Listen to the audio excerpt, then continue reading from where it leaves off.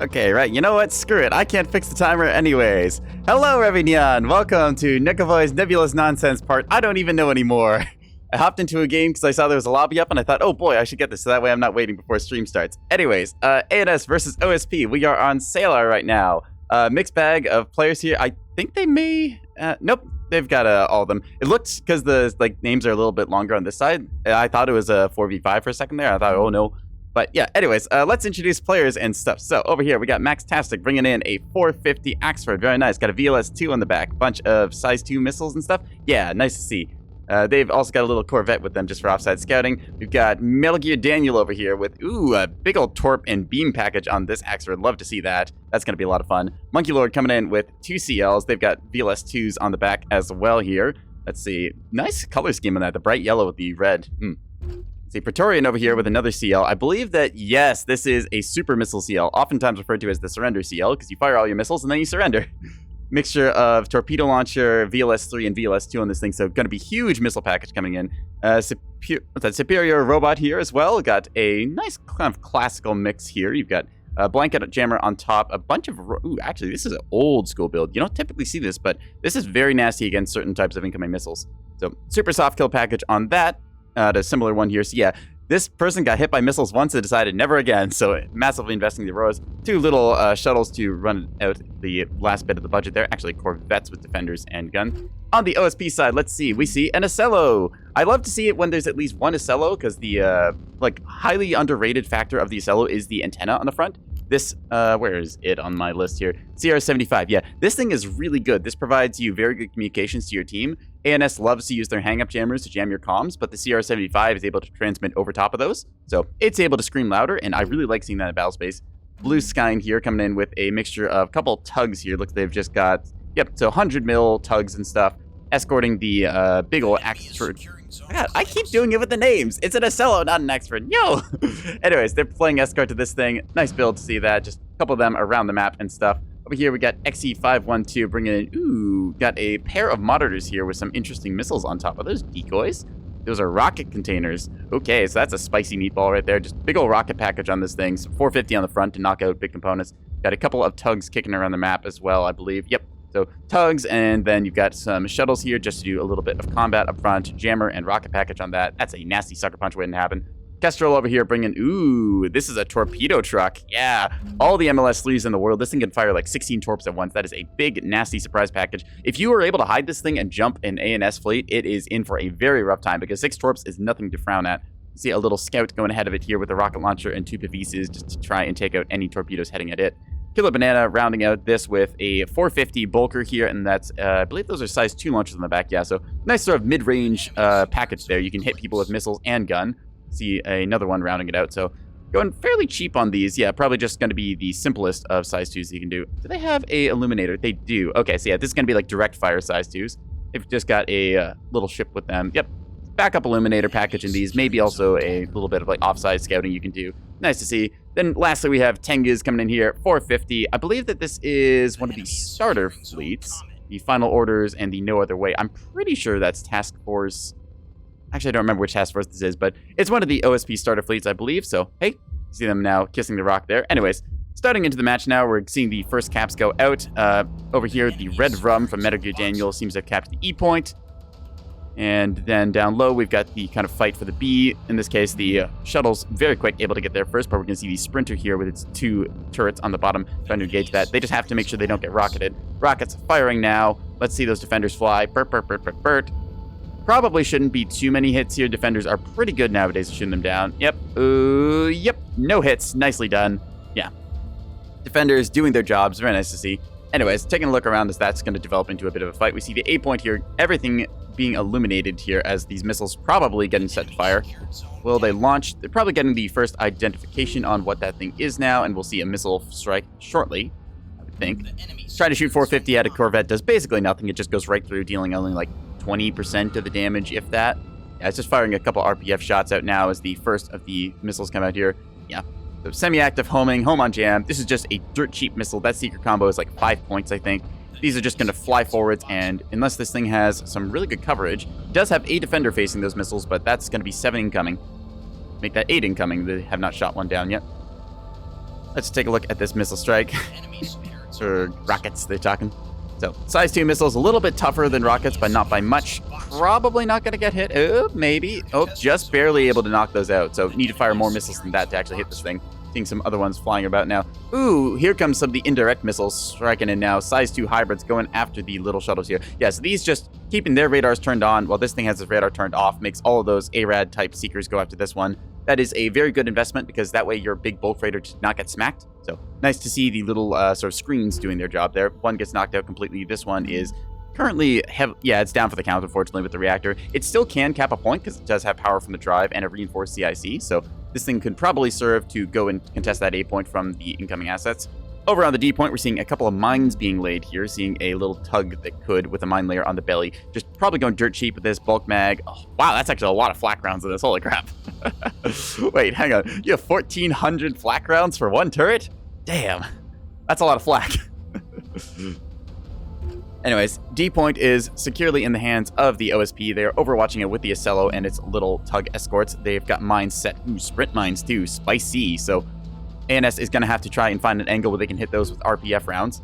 Taking a look around the battle space, it's currently 3 points for the OSP, 2 points for the ANS in the blue trunks. Taking a look down to the B point as there's been a mutual trade here. Unfortunately, the defenders were not enough to stop whatever hit this thing. Didn't catch that one as we were watching other parts of the battle space. Seeing now the life pods ejecting from the shuttle as well. So B point, nothing that the ANS has is currently near the B point, so we're probably going to see that stay in OSP hands for most of the game. Ooh, here we go. Here are some expensive missiles. EO primary seeker and a active seeker as well, providing that very long range here. So EO is something that the ANS has exclusive access to now. They used to be available to OSP, but for balancing reasons that was changed. Something I agree with. See some decoys being shed by this thing. A very expensive missile shedding off decoys, kind of trying to spiral path here. Let's see, whop. I'm gonna say it's a good game. Y'all doing great. Yeah. So we see a missile, unfortunately, here. Whop, whop, whop, whop, right in the nose of the torp truck, knocking out a lot of those systems. I don't believe that was a HEC-P. I have done some testing with HEC-Ps against bulk freighters and stuff, and I've seen sometimes they will stem to stern the things. Other times they will just blow out the side and instead do nothing. I'm pretty sure this was just an HEI knocking out the front half of the ship, but you'll see in future how those missile strikes go through. Currently kind of a standoff here as ANS is looking for a point that they can try and take. They're stacked up currently to go for the D point, but I don't believe that they realize just how many mines are on that. They're going to come around this corner, and then all these sprint mines are probably going to activate right into those Axfords and light cruiser pairings. Yeah, so that is going to be a nasty surprise for them. I would not be surprised if they end up sending one ship ahead, it eats every single mine here, and then they have to follow up and try and play around that. They don't have very many throwaway vessels, such as these corvettes. If they were able to get this corvette to try and get around the side here, scout this out, and then clear it, it would be great, but it looks like they might just come around this corner right into all these sprint mines. They'll see them probably too late. As soon as they get line of sight, these things are going to activate in that 3 kilometer-ish range.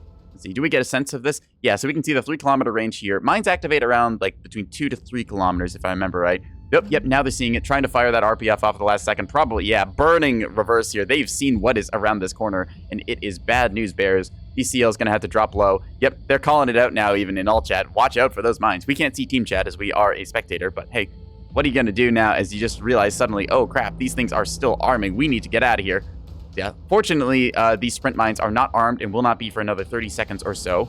Yeah, see the RPF rounds now flying out, trying to clear these. You can, if you're brave, dive into a minefield before it is armed and hope that your defenders cook off everything, but that is, again, a gamble because mines take about 90 seconds or so to arm, and after that, they are a very spicy meatball.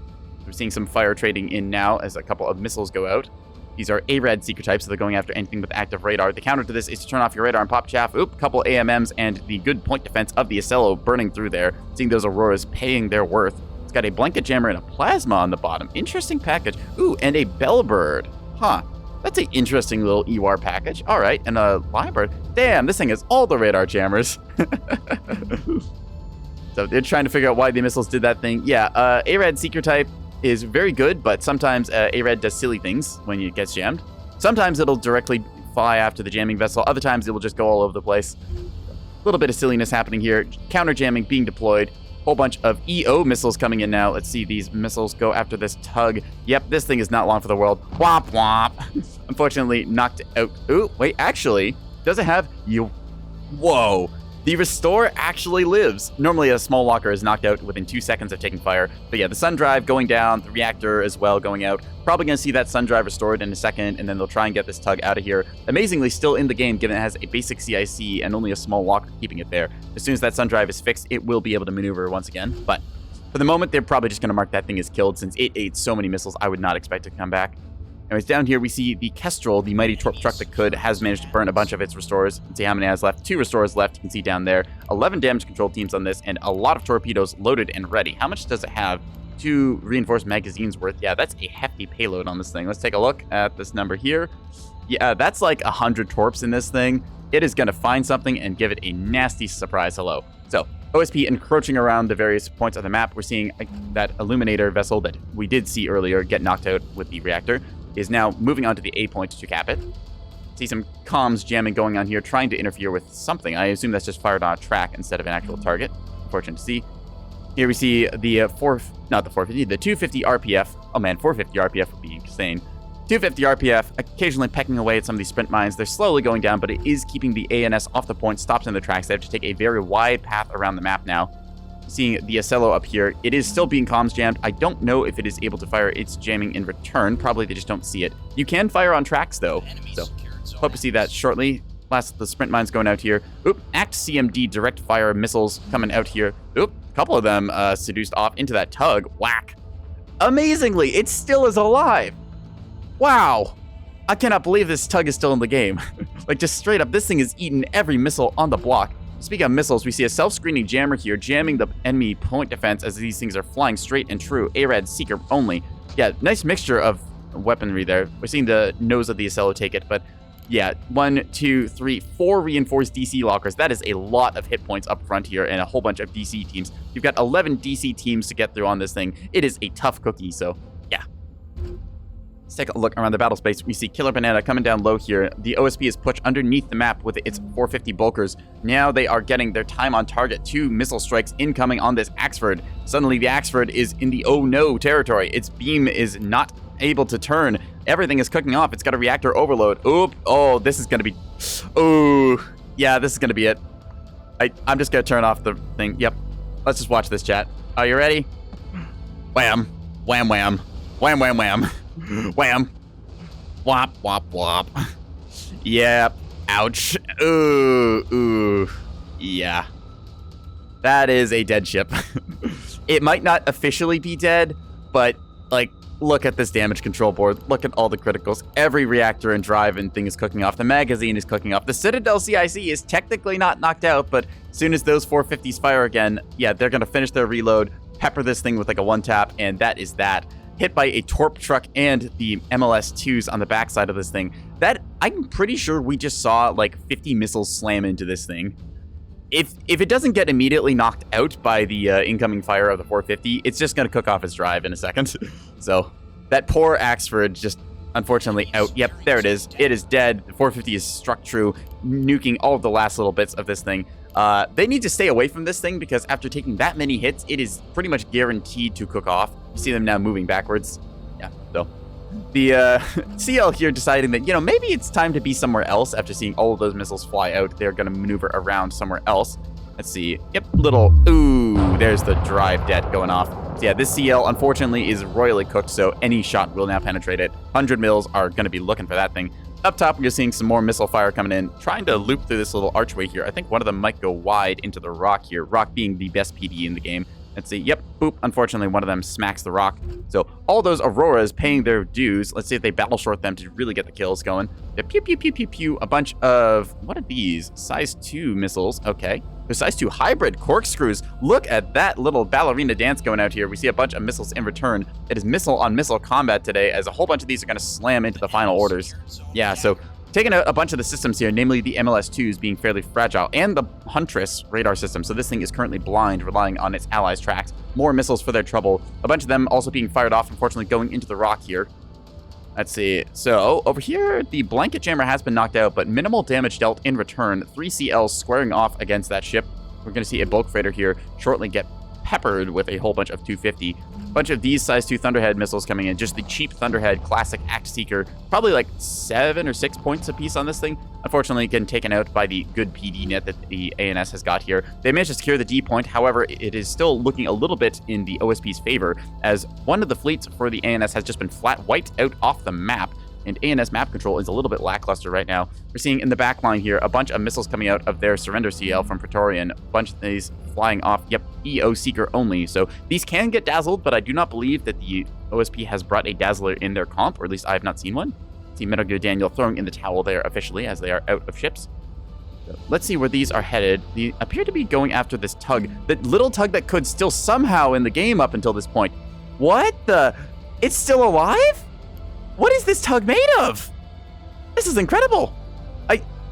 I have never, like, this is a basic CIC Sun Drive tug, and it's just eaten all of these missile hits. And the small DC locker, even though it's out of restores, is still alive. Yeah. I'm just calling it out. Like, that thing is crazy. It's just, that tug should not be alive. That is the most fragile thing in the battle space, but it's still kicking somehow. It is, yeah, it is incredible. Tug MVP, totally. We're seeing one of the tugs here got knocked out. It's reactor probably cooking off here. Yep, reactor going to cook off. They need to clear this thing 10 seconds or so. It's going to cook off and take all of this Acello's armor with it. And then it's just free real estate for all of these guns to play into it. 3, 2, 1, and kablooey! Wow! Yeah, we're seeing, well, we're not really seeing much. We're seeing a whole bunch of white here. But yeah, everything on this Acello has now been cooked. It's just completely armor stripped. You can still see some of the paint underneath it, but yeah, all of that charbroiled texturing there, like a hot dog you forgot in the fireplace for like 2 weeks or something. See, these guns here are currently pointed at the tug that is no longer in action. Yep. So they're spending all their fire on a dead ship. They will quickly readjust any second now. So yeah, this Acello is facing a lot of tonnage here. Incoming missile strike as well. Let's see where are these ones going. They're heading out over this way, trying to bank around the rock using that cruise guidance. Nice indirect strike here, going after the no other way by the looks of it. Might get seduced onto the final orders depending on how the Seekers go. Not sure exactly what combo they have. Looks like mostly Air Red Act. Ooh, whole bunch of missiles counterplaying there and other weirdness flying off. Those are the AMMs trying to counteract them and successfully doing so, actually. Well done.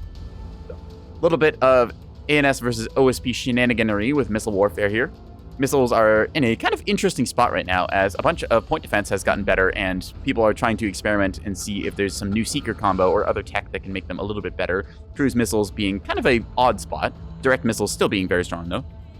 We see a bunch of Axford 450 fire coming into the final orders over here that got peppered earlier but has managed to recover most of its systems. Still has 5 restores left in the bank.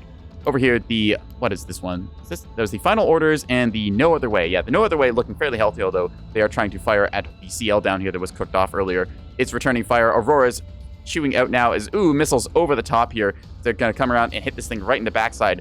Battle shirt your Auroras and cross your fingers and pray, because you've got missiles incoming. Semi-active homing home on jam. You cannot seduce those with anything. Wham, right into the drive section. Smack, smack, smack, smack, smack. Ooh, and torps for your trouble. Yep, there it goes. Technically still in the game because the CIC is not dead, but is not long for this world. Reactors, overloading drives, everything grayed out, and there it goes. Womp womp.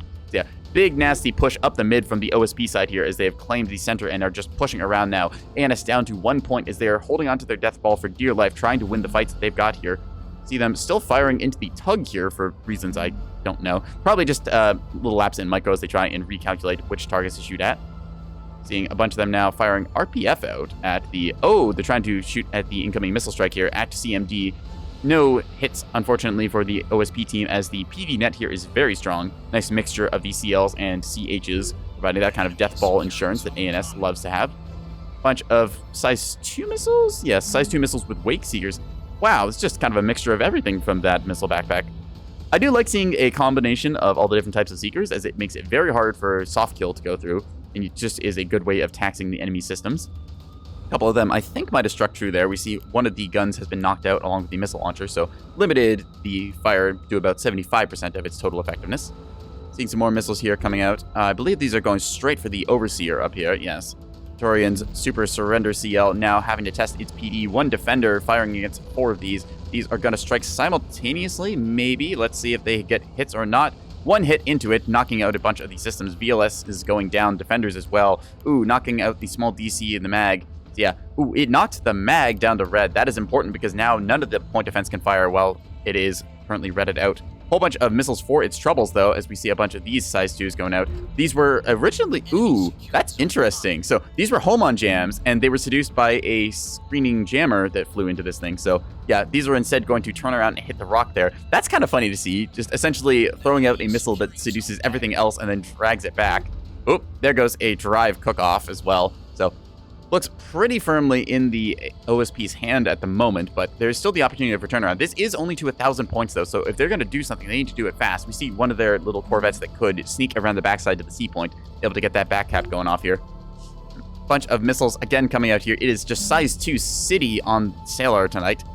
See if they can get through or not. No point defense firing on these. These are going to strike true. Wham, wham, wham, wham, wham. Ooh, big hits onto that CL as we see the drive here is redded out. Not dead, but redded. So a good 450 hit will knock that thing out. Doesn't have any restores. It does have 2 restores, so it can bring power back, but still, this CL is not going to go anywhere, and a stationary CL is often a dead CL, as this thing is now getting bracketed by multiple arcs of fire from the Ocello up top and the final orders over here.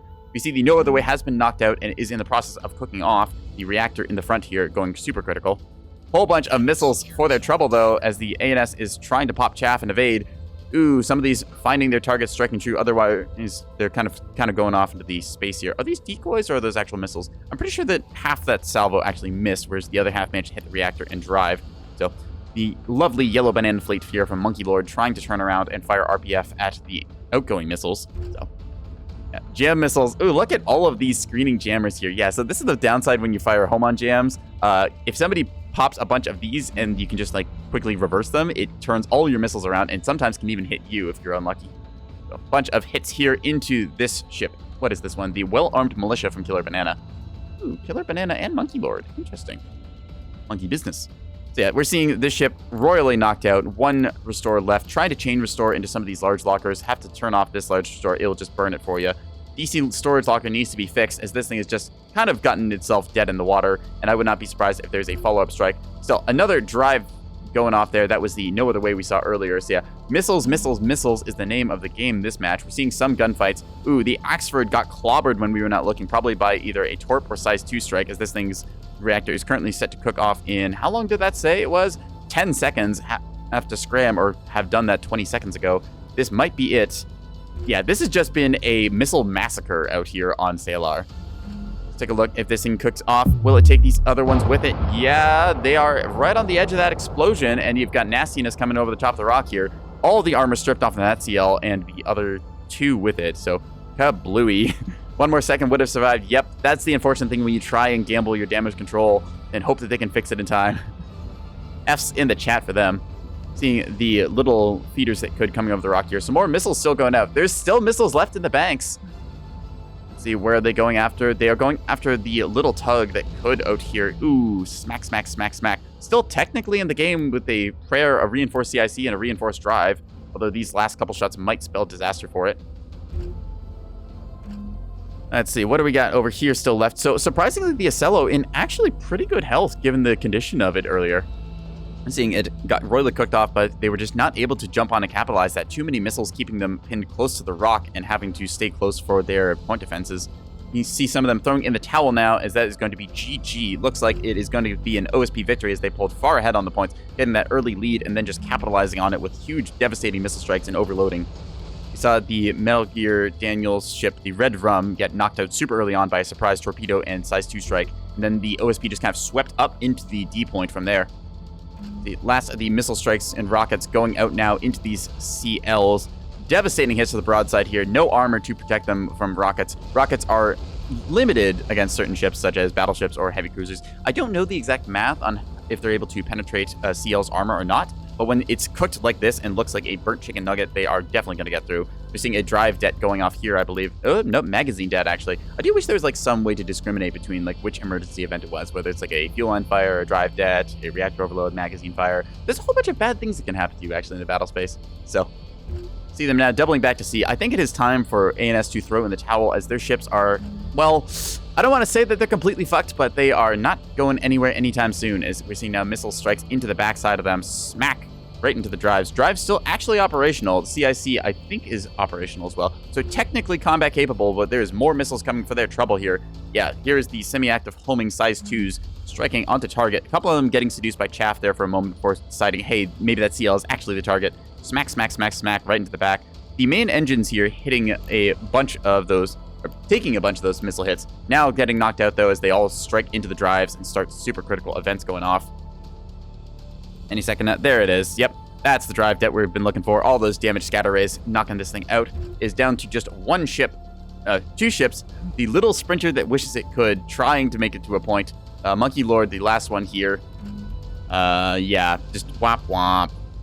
That is going to be it any second now once that last restore gets knocked out. Where is that restore even kept, actually, on this thing? Nowhere, apparently, as it has just been grayed out completely. It is just Spirit Robot. Just gotta tell them it is time for ANS to surrender, as it has already kind of been a decided match. The little Corvette that could will not win them the game, so anything from this point onwards is just a bit of time that we could save. So telling them affectionately to please hurry up. There's more games. Yeah. It was a missile fiesta. Yeah, this is what can happen when you bring certain comps and just decide, you know, we're gonna go for it. The missiles were spicy, to say the least. Just a huge torp salvo that we saw knock out in Axford pretty much instantly. Yeah. Very big missile salvos this game. So sometimes you see that, sometimes you see next to no missiles at all. It's really interesting because you have to decide what you want to defend against, because you can't protect against everything in the game. You have to decide what is your weakness and what is your strength. So in this case, OSP decided we are going to do big missile salvos, and the ANS just did not have enough to stop them. See the Ocello here still alive, being able to counteract some of the big missile play that came in. A bunch of those Aurora turrets still active. The mixture of jamming packages on the back. Kind of an interesting combo here. Don't typically see this, but I like seeing people experiment with different stuff. Personally, not a huge fan of jamming on my capital ships. I just find it gets a little bit awkward, and I always seem to have the angled the wrong way, so I can't get the jamming on target. I do kind of like the mixture of 450 and plasma. Since they just had the power for it, they're like, all right, I'm going to use the plasma turret because that's just a useful thing to have. I think that a more dedicated Ocello to like the ammo elevators, such as 450s on top, maybe a 250 on the bottom, I think that can work quite well. But again, I do like seeing experimentation like this. So, seeing the last ship on B point here, trying to cap for it. OSP will cap out any second now, so shouldn't take us much longer to finish this game off. Let's take a look at the post-game score screen, which is what we're waiting for. Ooh, Killer Banana, thank you for the follow. Welcome to the stream. Yeah, we're just watching the... Ooh, knocked out my audio there for a second. We're just watching the last bits of this match go down here as the very last ANS ship is currently trying to cap a point. They don't have the ability to actually get a win out of this one, unfortunately, as there's just not enough cap time. Yeah. This game, you just popped in the stream. Yep, I've seen you. You had the... where was it? Yeah, you had the 450 and the MLS2s, which were a super nasty surprise for the Axford down here, the red rum that is currently now ash and particles. Yeah, that thing got hit by size 2s and torps, and it was a hell of a firework. Just seeing the last here, Superior Robot ship trying to run away. We'll see probably like 2 or 3 more ticks here, and then that'll be game over. Game is decided, so there's no need for us to worry about people stream sniping or anything like that. Again, we ask players not to stream snipe on the stream for obvious reasons. Lastly, rocket containers going out for spite here. Let's see these last missiles here. Again, if you're in this position, please don't waste players' time. If there's no way to win, just be a good sport, throw in the towel, queue up for the next one, and go from there. Yeah. They might actually end up getting seduced onto this ship here. Yep, now they're throwing in... Oh, never mind, they just capped out. Rockets strike out at the last second here as the battle report is getting exported onto the dead ship. Wham! The dead ship is certifiably dead. Yeah, let's take a look around. So yeah, we saw some missile play come out here. Yeah, bunch of missiles striking here. The red rum got knocked out super early, didn't get much. The 2 CLs doing a respectable about 10k each, give or take. Ooh, the surrender CL, 22k. Yeah, ANS bringing a big missile salvo, but unfortunately OSP controlling a bunch of it. Let's take a look for some of the big winners on them. Kestrel, I believe Kestrel might have tapped out or something because they only seem to have a little shuttle there. Final orders here. Yep. Ooh, yeah, here's Kestrel's true ship, the Kestrel with its super torpedo trucks. Huh. Yeah, so when you disconnect from a game, it'll transfer your ships over to somebody else. We see Kestrel's torp truck here with a casual 40k. That is a big amount of missiles. Yeah, so Missile Fiesta showing up here on Sailor today. I do like spectating games sometimes like this because you get some very interesting, weird gameplay where you get some people who have played the game for a long time, they're very set in their ways. Then you get some of the new faces coming out and just doing weird, silly things.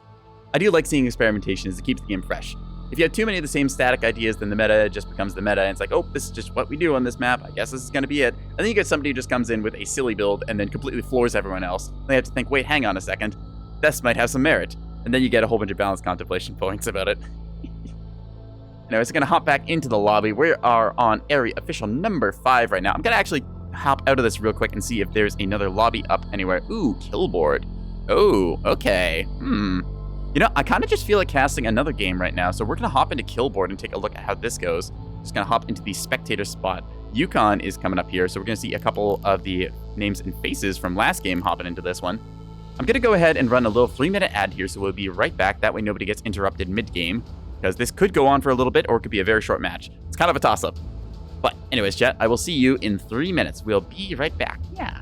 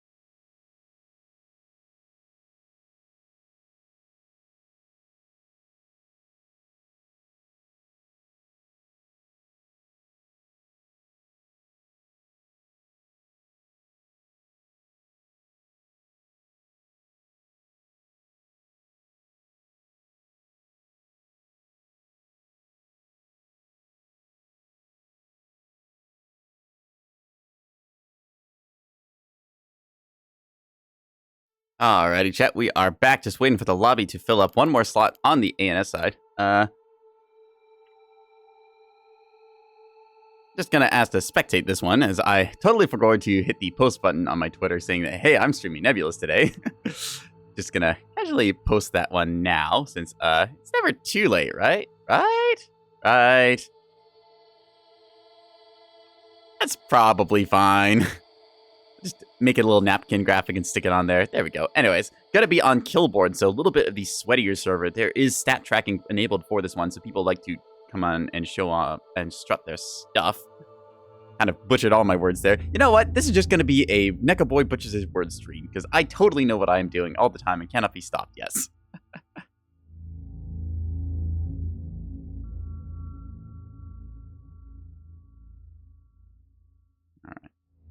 Hopping into the game here now, loading up. We will be doing a proper-ish introduction of players and fleets and stuff like we did last game. I'm just spawning all the fleets in now. Might have quite a few ships, actually, if it's spawning that many. Wow.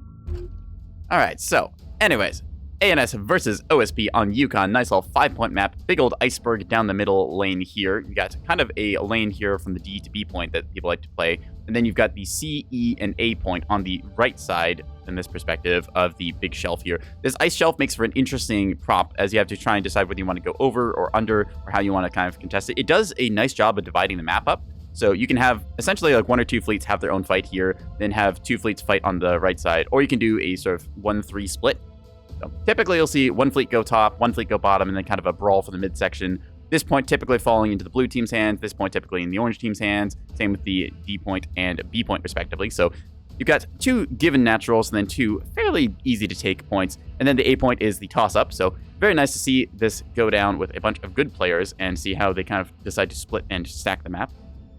I've seen sometimes a complete overload on this side where they just put everything into full burn and just burn right to the D point, grab that thing, and then completely flip the map around with it, then will play above or below. You can also see some sneaky strats where they just completely seed this lane, decide instead to just stack 4 fleets on the left side here in this perspective, and then just absolutely push home into the battle space deploy zone here. So, you're seeing a couple of them stacking up at various points here. I can't see what ships they have quite yet, but I can see their rough layouts. We're seeing, like I said, a couple of them deploying on B side here and here. A couple of them kind of mixing up their deployments. It is a not dedicated thing, like you can deploy in one location then decide, hey, I'm gonna go somewhere else, but it does take time. So just introduce the players, see what they're bringing. I already see a CL with a hang-up and a blanket jammer and a bullseye. All right, a lot of the electronic warfare package on this one. So here on Yukon, it is a lovely 3 degrees Kelvin. So let's introduce the ANS team first.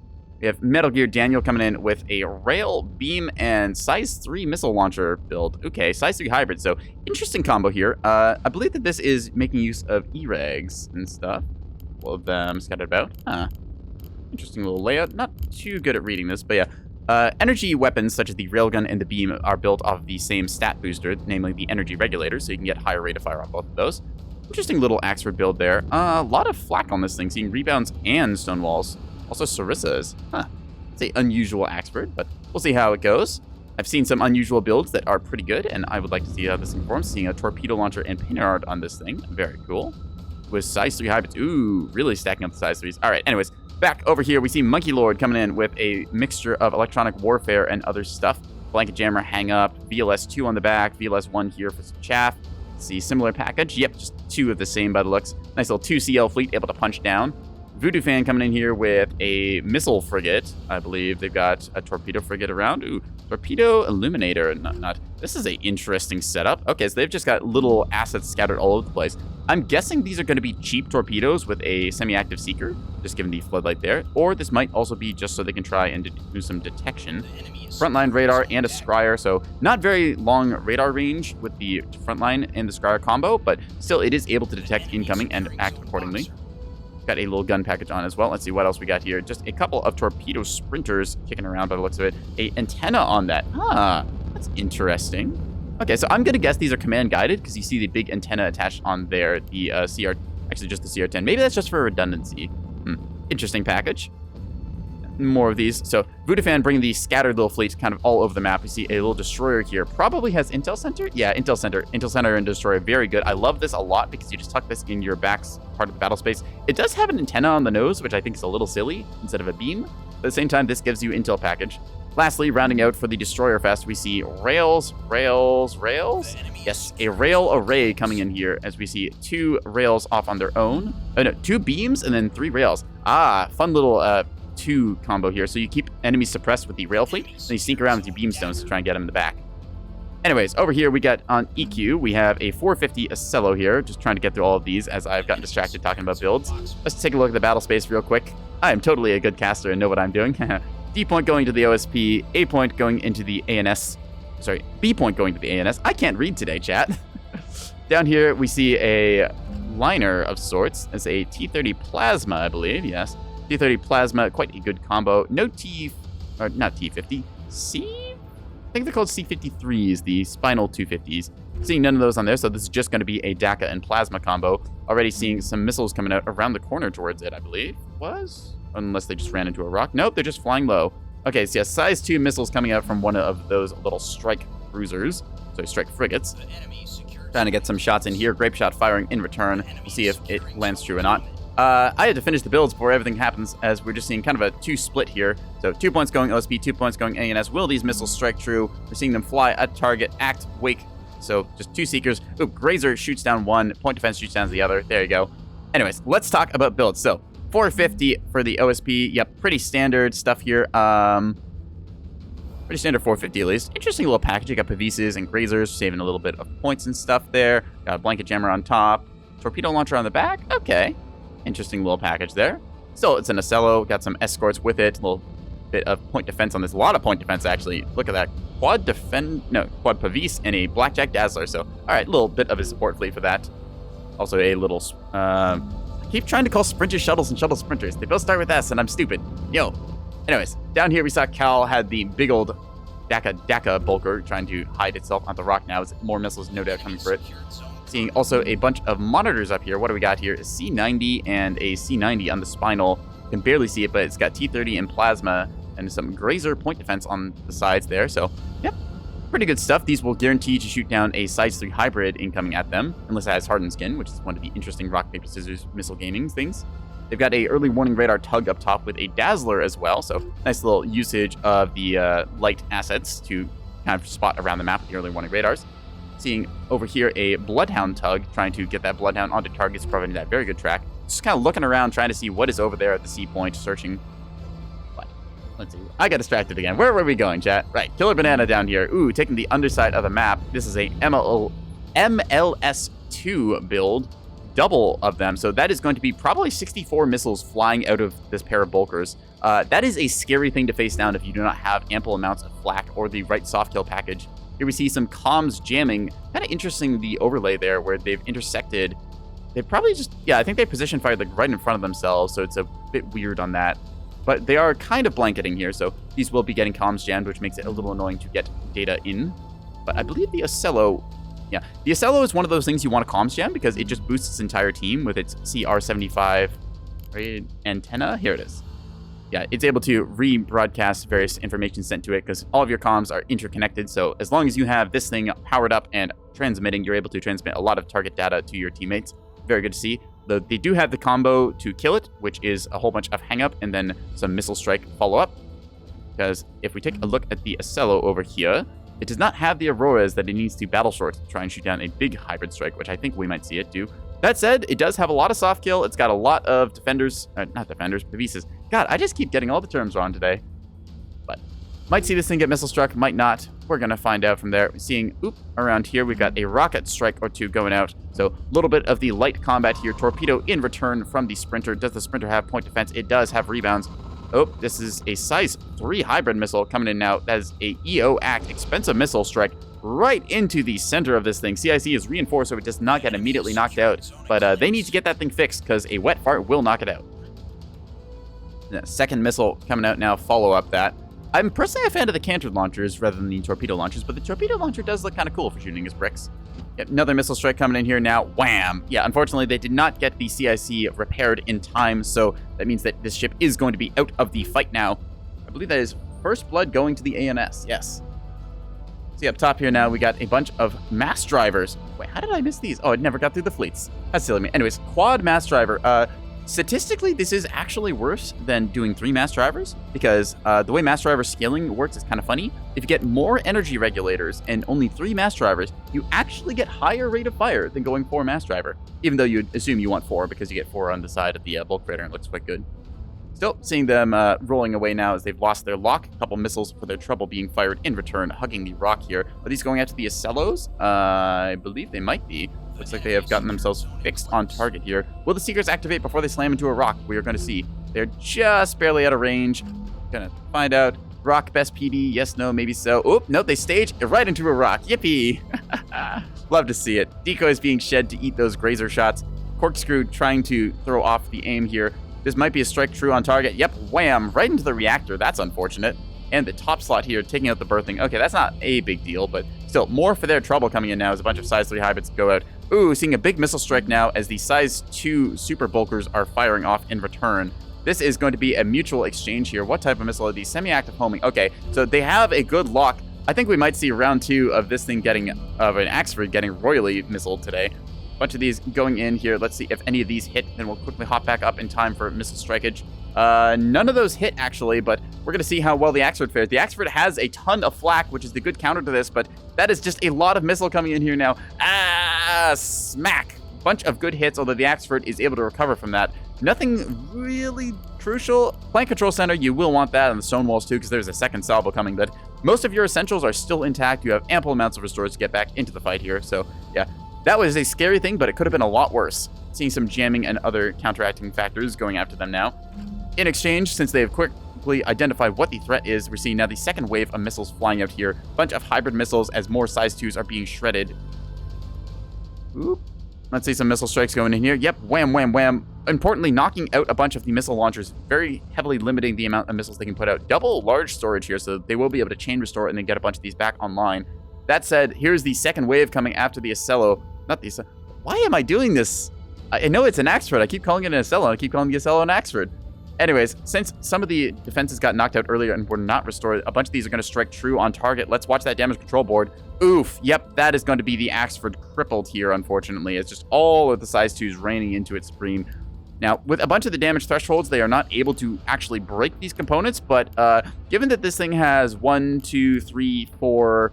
5 critical events going on, and all of the modules are redded out, I think that this thing is either going to scram or it's going to die. Still 2 restores left, so technically it can get back into the game, but I'd say that that Axford is effectively mission killed. Size 2's doing well. Ooh, mass drivers for their trouble as these CLs suddenly are taking fire from above. Looks like they got hit by a bunch of those missile strikes as well. Mass drivers very nasty against CLs because they will hit incredibly hard and knock out a bunch of the thrusters, immobilizing you, and then rendering you, well, scrap metal as the follow-up strikes fall.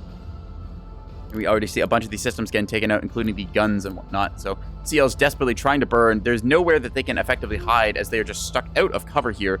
I don't believe that they scouted out these mass drivers until now as they just suddenly pepper away at them. Let's take a look around the other side of the map since we've been fixed on that for a while. Ooh, the beam ambush going awry here. They may have got some hits off, but yeah, it looks like they cooked one of these ships, but the return fire is trading heavily into them. Ooh, from the sides here, yep, the T-30 and Plasma probably took out some of that stuff. We were not watching this side of the map as I was transfixed by all the missile warfare. Hey, what can I say? I'm a catboy. When I see shiny thing, I have to follow it. Anyways, rail array in return being set up here. I would not be surprised if they try and get a lock onto these ships up here, as mass drivers have a very big signature size, meaning you can see them from a very far distance. Rail's kind of the soft counter to mass drivers right now, as you're able to knock out a bunch of these systems that they need, namely the light reactors and stuff. Getting bust shorts on those is great because you have the amount of power that is available to them, making a whole bunch of their systems not work. Namely, mass drivers are an energy-intensive device, so if you just take out a bunch of their reactors, or at least short them out and have their power, you're heavily crippling that ship, even without killing it. That said, currently it is 3 caps for the blue team, the ANS, against 1 cap for the OSP. We're going to just see a bunch of fire coming in now. Ooh, there's the reactor jet that we expected. Yep, one of the CLs knocked out here. One of the... Actually, that's the only heavy cruiser. The real front line for the team has now been reduced to, well, whatever you see is left on your screen here. Just completely grayed out, atomized, dusted. Size 2 missile strikes going good. That's the second time in a row we have seen an Axford just get absolutely bodied by missiles. So if you're saying that size 2s aren't good, you need to try out some more size 2s. Because turns out 64 missiles will correctly vibe check somebody back to the fleet editor. Over here, we're seeing still some of the guns active on this destroyer, not long for the world, trying to desperately run, drive tanking everything here, unfortunately. Oof, that drive, when that goes down along with the reactor, yep, there's the follow-up shots. Plasma stripping away any of the armor, and the 100 mil, I believe, has enough armor pen to even just get through on its own. Yeah, this destroyer going to be cooked out any second now. It's just holding on with the reactor. Does it have any restorers? No. As soon as that reactor goes down with the CIC, this thing is going to be done and dusted. So, OSP winning a bunch of the frontline fights. ANS does have a nasty little backcapper here, a torpedo ship, which I believe might still have ammo wherever it is. Let's see. Oh, nope. Unfortunately, it is out of ammo, so just going to hide here, try and contest the caps if it can. Still, though, despite the initial wins here, ANS is pulling ahead on the points, so OSP needs to get going sooner or later and cap a point. Should see this cargo feeder heading towards the A point any second now. See, that destroyer has now been savagely knocked out. Still, a bunch of missiles left over here from Voodoo Fan. Voodoo Fan able to kind of clutch this out if they are careful. They have their mobile command destroyer providing the intel that they need. They've got a couple of corvettes lurking around the outside, some of them with missiles, some without. A bunch of these still have torps. ANS, despite taking those early losses for a bunch of their capital ships and their frontline, is able to actually hold on to a cap pretty well here. So we're going to see how the OSP will set about changing that. These missile bulkers down low here, you can see these shuttles getting taken out here. So sacrificial lambs while the bulk freighters are trying to hold on and fire more missiles. A bunch of these kind of going all over the place. I'm not sure if they have good illumination or not. Oh, there it is. Now they're getting locks onto target, kind of firing all over the place. Might have been track fired. Here we see a bunch of these torpedoes coming out here. Ooh, this is the torpedo frigate we saw before. Has a Mark 62 trying to shoot down some of these, but it will not be enough. No point defense on this thing, so all these are just going to strike right into it. Yep, right into the reactor, right into the drive, and that is a very dead frigate, unfortunately. That said, it does get some torps out. What type are these? Semi-active homing. Ooh, that's unfortunate. It does have a Wake Seeker, but there's ample amounts of point defense for the OSP to shoot those down. Probably second salvo coming out now just for good measure, despite it. See Metal Gear Daniel throwing in the towel as they did unfortunately get all their ships knocked out early on by this surprise missile strike. Yeah, a bunch of more missiles coming out here, probably just the last finishers. No illumination going on, so these are strictly home on jams, so they won't hit anything. This ship is, despite the arrangement of life pods there, is not dead. Right as I say that, I guess mass drivers. Okay, fair enough, game. Egg on my face, indeed. So that is the front line kind of knocked out for by the ANS's frontline knocked out by the OSP. That is what I'm trying to say. I have gotten so tongue-tied this stream, I don't even know what I'm saying anymore. But 2 CLs, a heavy cruiser, the mighty Axford that was, unfortunately, no longer on the map. You see Smoo over here with a strike of rails coming in now. A bit of RPF firing out as well. Looks like they got two 50s on the top and bottom. Okay, they have some flak, I think. Mostly Pavis by the looks of it. Why do I do this to myself? It's not Pavis, it's Defenders. I call Defenders Pavis. You know what? I'm just going to try and say everything wrong from now on and make people suffer for it. There we go. So, a bunch of size 2s coming in here now. Let's see. The illumination is fixed on the right side one. How do you even say that? Lorley? I think I call it the Lorley. Lorley. So the Lorley firing off everything it can here. These missiles just straight true. They're fairly simple, so a bunch of flak and the combination of the Defenders will be able to shoot them down here. It's just pretty much everything getting shredded on the approach. A bunch of the missile launchers, I believe, were knocked out. Yeah, so 3 missile launchers out here, and I think that they're running low on shots anyways. Let's see, where is Cordy up top, trying to mass drive them as well? Does not have line of fire. Killer Banana down here trying to send every missile they've got, which is some still left. Let's see, 45 missiles left and 44 on this one. So they've expended 2/3 of their missile load down to 33% total ammo. That said, a bunch of their systems are knocked out and they have not restored them. So going to be just a matter of time before these things eventually get taken out. You see, this one was actually out for a second there. What hit it? Oh, it must have had its power knocked out. So yeah, that's one of the benefits of mass drivers, getting the power low on the enemy ship. Yeah, see, missing critical resource power as they're powering up their radar, which, if I could see it, here it is, the Huntress taking, I think it's like 2,000 kilowatts. Or is it mega? It's taking 2,000 power reduce. Yes, I know how electricity works. Ooh, for their trouble, some missiles coming out now. Wake, Act, Val. That's interesting. So those are specifically tailored to try and hit a ship in the backside with the Wake and the Act Validator. I don't know how I feel about that. Seems like a good way to hunt. Ooh, unfortunately seeing the railgun get knocked out here. And no damage control. Wow, that is a super cheap rail ship. Okay, suddenly this has become a very big problem because any damage you see here is now permanent. Rail's trying to fire into these things, but this ship's spinal has just been taken out. Oop, yep, whop, whop, whop, whop. Second strike is hitting true. Let's see, will these ones correct? They've changed their target onto the center one now. This destroyer knocked out here. This destroyer is still actually able to survive. No damage taken just at the last second being able to shoot down those ones. That is a interesting little bit of destroyer gameplay there. I did kind of like the mixture of having beam destroyers and rail destroyers. I think it's a neat way of keeping your enemy suppressed and then having your beam destroyers sneak around the backside so you can get some nasty hits. Still, blasts of these size 2 missiles kind of coming out here. 13 left in the banks, 12 left in the banks. They're just trying to fire every missile they can at this fleet. If I'm not mistaken, a bunch of these might actually... It's just on the edge of the cone here by the looks. So they might actually seduce into the dead ship. Yep, you see one of them getting seduced in now. Other ones seeming to strike true. Defenders firing for all they are worth, trying to hold on to this. But, ooh, mass drivers are in position now. Any mass driver damage here is permanent. There is no damage control on these ships whatsoever. Just went for the completely cheap build. That's going to be punished heavily now as mass drivers fly in. Whoom. Okay, so only one hit, luckily, as they are moving quickly. But this one, you see the defender has been knocked out. There's still some missiles left, but they don't have line of sight. These mass drivers, with a good lock, will be able to completely dummy this rail fleet.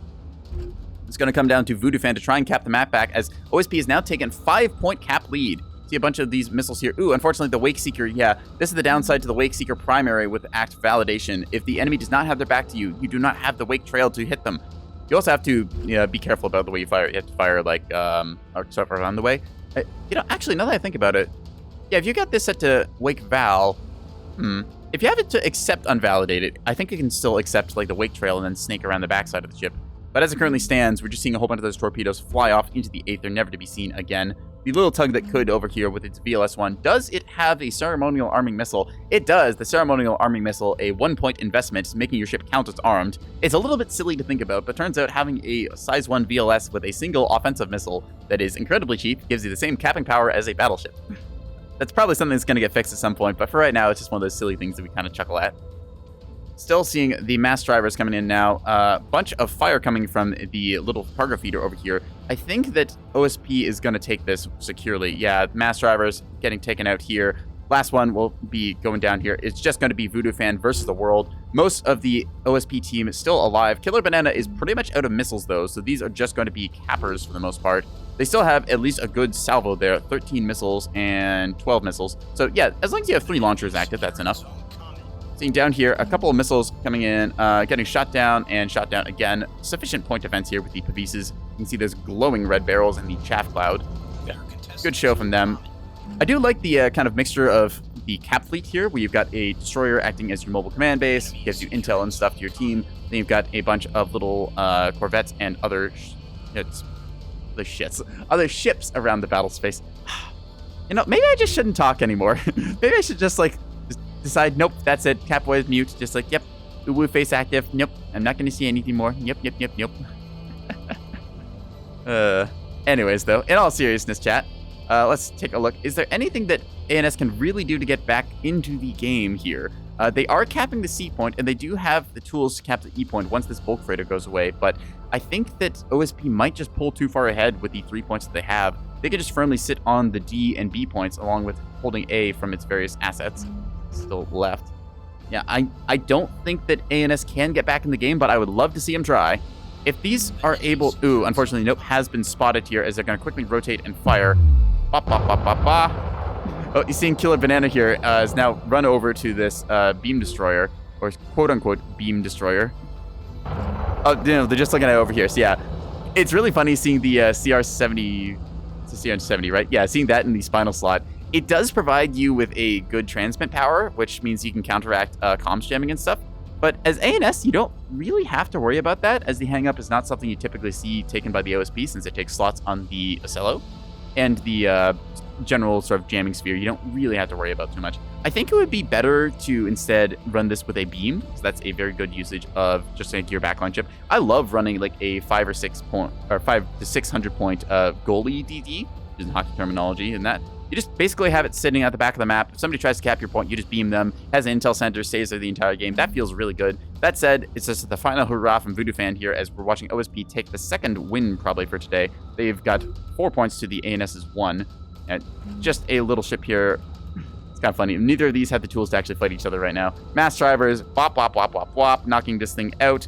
One good hit to the center should knock out all these systems. It is reinforced, though, but they can kill this thing's power. Its reactor already out. Drive going down as well. There goes the restore. One more good hit to the drive, and it is out of the game. Reinforced CIC as well, probably getting knocked out here. This thing is just heavily crippled now.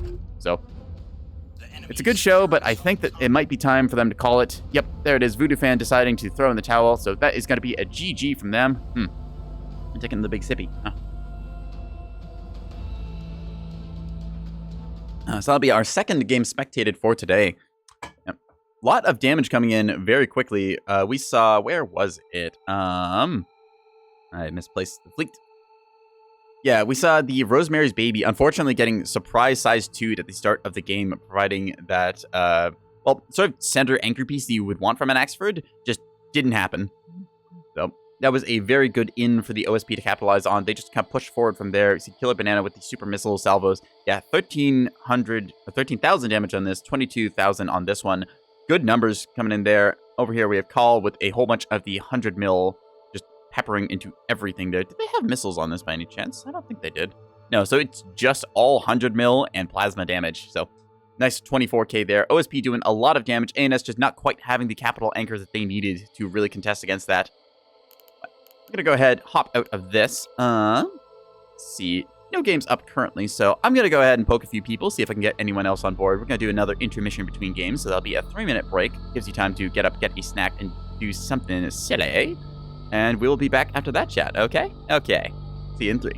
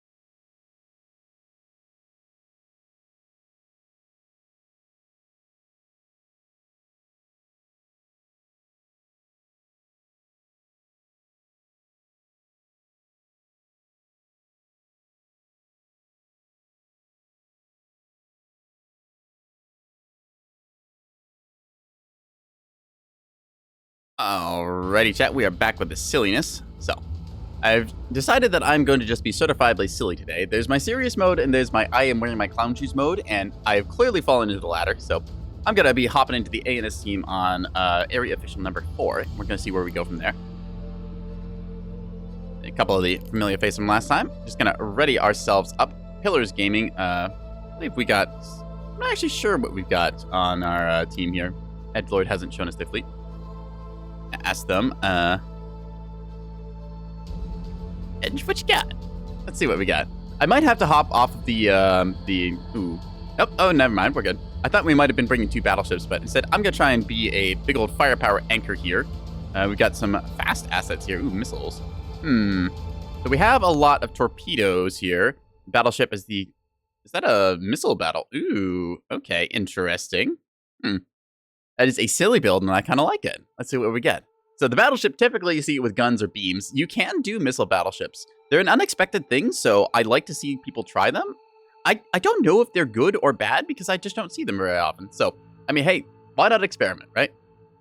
You've been given the Legos. It's your choice what to do with them and how you're going to make Mazer upset with what you've created.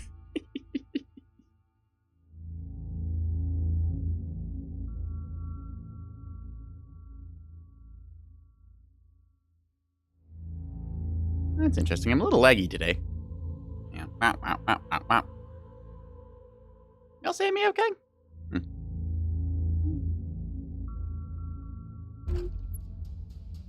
Let's hope it was just because of the loading screen. Anyways, I think that our job will be to kind of play the anchor for our team. So we could go to the D point and then try and get a gunfight around there. Typically, you'll see the A point is contested by this little underside rock. People love parking a beam destroyer right here. It's been called pillbox, I believe, that position, where it's just a nice little spot where you're covered from multiple sides. You just have a big old sightline controlling the A point. Any shuttle that tries to go into the A point gets beamed. That said, we're seeing some cappers going up top for C. I'm just trying to think, where do I want to pick a fight? Well, I do kind of like the idea of going down here and then trying to play the low ground contestant, so that could be fun. I don't typically deploy on this angle with Axfords, and I kind of want to try it, because I can get a nasty little, like, sort of spot here where I control a lot of the battle space, but I can also then, you know, push onto the E point when I decide to. So, I'm going to try this one. It's an unusual spot for Axfords, and I think it has some potential. Seeing the lovely cap fleet being deployed all over the place. I love it when people bring fleets with a whole bunch of capper ships. I'm playing a little greedy right now in the sense that I'm bringing 2 Axfords because I just want to be a big 2 frontline ship, and also I'm smooth-brained while streaming, as we've learned, so hey, less complex fleets, the better. I think I've played a dad fleet on stream before, and that was a interesting experience because I was trying to put out multiple fires at the same time. So, see how that goes when we get into the game. The hen tie. Ah, yes, chickens can wear neckties very nicely. I'll have to message my buddy Noodle about that. He's a fun chicken streamer, and I can make a ton of jokes about it.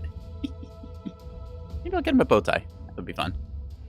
We don't know where the OSP is going to be, but it's pretty safe to assume that they're going to deploy low on the E point and then try and fight for A as typical pillars. Usually, it's whoever caps the points first gets the slight advantage, and then it's kind of a toss-up for A point. A point is pretty much a death zone nowadays. There used to be times where you could just throw, like, 3, maybe 4 shuttles if you're super brave and willing to expend it onto the point and then cap it that way. But now with beams being very effective against small targets, you don't see that much anymore. All right, we're dropping in now with our pair of Axfords. See here the Axe Evasion and its partner, the Axe Fraud. I still laugh at these. Thank you very much. All right, welcome to Pillars. It is the Dust 2 of Nebulous, and we're going to play it. Hippity hop our way over under these rocks. So my idea is that there's just this like little narrow band here, and I want to just kind of sit here because from this point, if we take a look, if I do my command, you see it's about, where is it?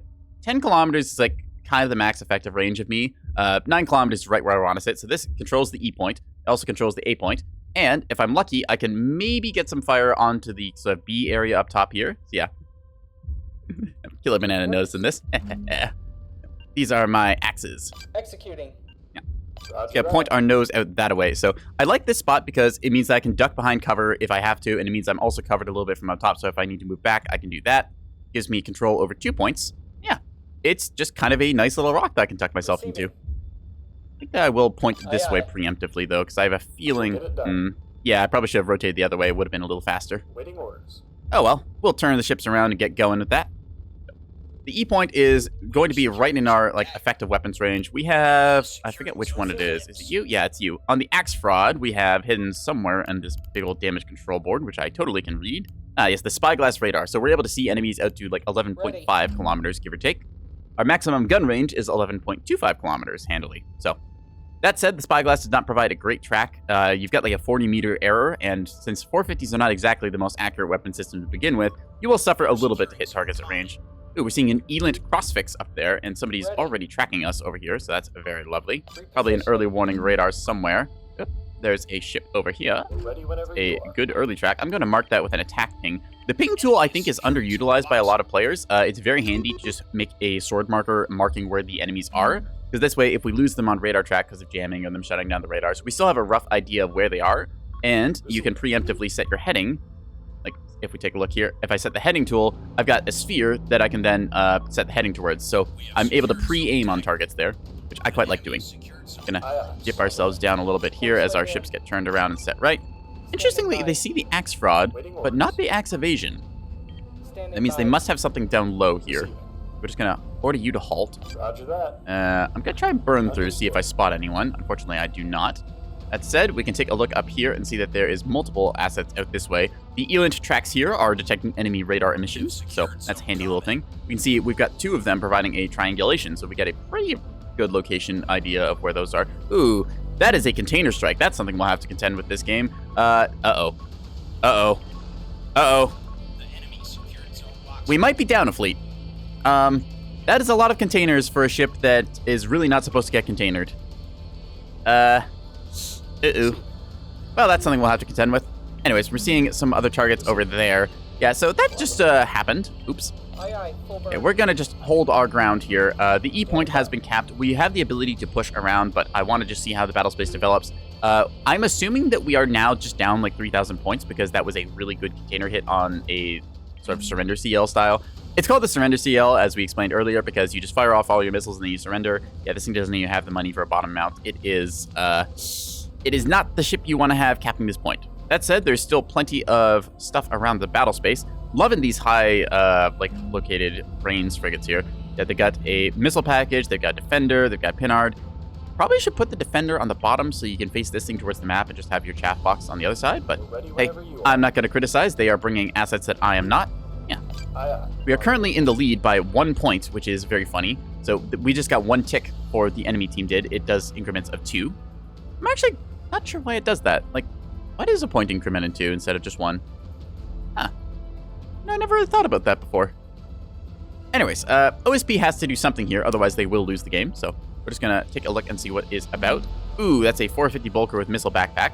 So we're going to have to see what we can do on our side of the map. I've got a couple of allies here. You see Microsoft Edgelord with the beamstone into pillbox here, covering the A point. Very good stuff to see, just in that 6-kilometer range. I could push ahead, but I'm a little worried about what I may find. So instead, I know that there's assets up this way, so I'm going to go ahead and try and threaten those, because we have a good radar lock on them. I am going to assume that that is fairly sizable. Still have no idea what this could be, though. All I know is that it's stationary. Anyways, let's set the thrusters to flank, go maximum speed, yes. These are something. That is a chaff cloud, and this is a bunch of grape shot firing off. We'll get visual with missiles in a second, then we can play accordingly. I'm hoping that's a bulk freighter. Please be a bulk freighter. This would be a very good bulk freighter to strike. Yes, okay. It is a plasma T-30. Yeah, so 2 plasma turrets, because that's all you have power for. Unfortunately, a bunch of these missiles, semi-active homing is striking the chaff, so they are going to get seduced. That said, I think a couple of them are going to strike true. Come on. Yep, 1 or 2 hits in there. So that's the downside of semi-active homing. They are kind of dumb. Anyways, still no intel on what this thing could be. I'm pretty sure that this ship, the Eidolon, had a intel center that is now, doesn't exist. Let's see, what are you? Hello, you. I don't know what you are, but I don't like you. We'll get it done. So we are just going to deal with that. Like so. I am dumb and I forgot to issue move orders for both ships. Alright, yep. This is a smooth brain stream, certifiably. Alright, fire missiles, or fire guns on it. I think it's just a shuttle. Pretty sure it's just a shuttle. I want to keep our Axfords together. I'm going to reduce the speed on you from flank just down to regular. Keep them together because we know there are containers about and we want all the PD we possibly can get. This is probably... What are those? Got little bullets. I don't know exactly what this is, but I'm making it back off anyways. Still maintaining our position. I don't have to push up super aggressively, so I'm not going to do so. Just want to play the sort of defensive game for the moment until we get an advantage we can push. My job is to primarily hold, and we're seeing the semi-active battleship over here. I'm pretty sure it got good hits on the target. Yeah, this thing falling back now. Wouldn't be surprised if that's just a tug or something similar. So, just going to readjust ourselves accordingly. We know there is a super missile deployment ship, the container liner, somewhere on the map. Seeing a bunch of cargo feeders moving over here. Ooh, the Fate Yes, the Fate is down. That is a good kill for us. And we're seeing a Cello as well getting clobbered here. Mark this one priority just so they know. They probably already do because they're shooting at it. Yeah, a Cello, unfortunately, getting missiled here. Womp womp. Fire everything. Fire the missiles. Firing fairly slowly, actually, here. Just kind of trickling in shots. I wonder if the Strike Planning Center or something got hit. Anyways, we're just going to move ourselves up and around. The A point still firmly covered here. Bunch of our ships waiting in reserve as we don't need to push anywhere right now. Remember, if you are winning and the right move is to be patient because your enemy won't be. And then they will make a mistake, and then you'll capitalize on it, and then you'll punish them, and then you will win. Pretty sure that Sun Tzu said that or something. Let's see, what else have we got in the battle space? So those cargo feeders have plasma, which is a bit annoying to our battleship, but our battleship has a lot of missiles, which is a bit annoying to those cargo feeders. So let's see what they give in return. Ooh, bombshell being fired off there. You can see the big red projectile. So yeah, that's very effective against light assets, such as our little sprinters and stuff, especially when they're in large swarms. It's one of the anti-swarm tools of the game. Swarms were a bit of a problem a while ago, where you could just get a big swarm of a bunch of cheap ships, and then they just pretty much rolled over someone like a pack of Zerglings. Nowadays, there's been a bunch of changes and rebalancing done so that is less prevalent, because that was hell to play against. And it got really annoying when there was no capital ships in the game. It was just like all, like super heavy assets.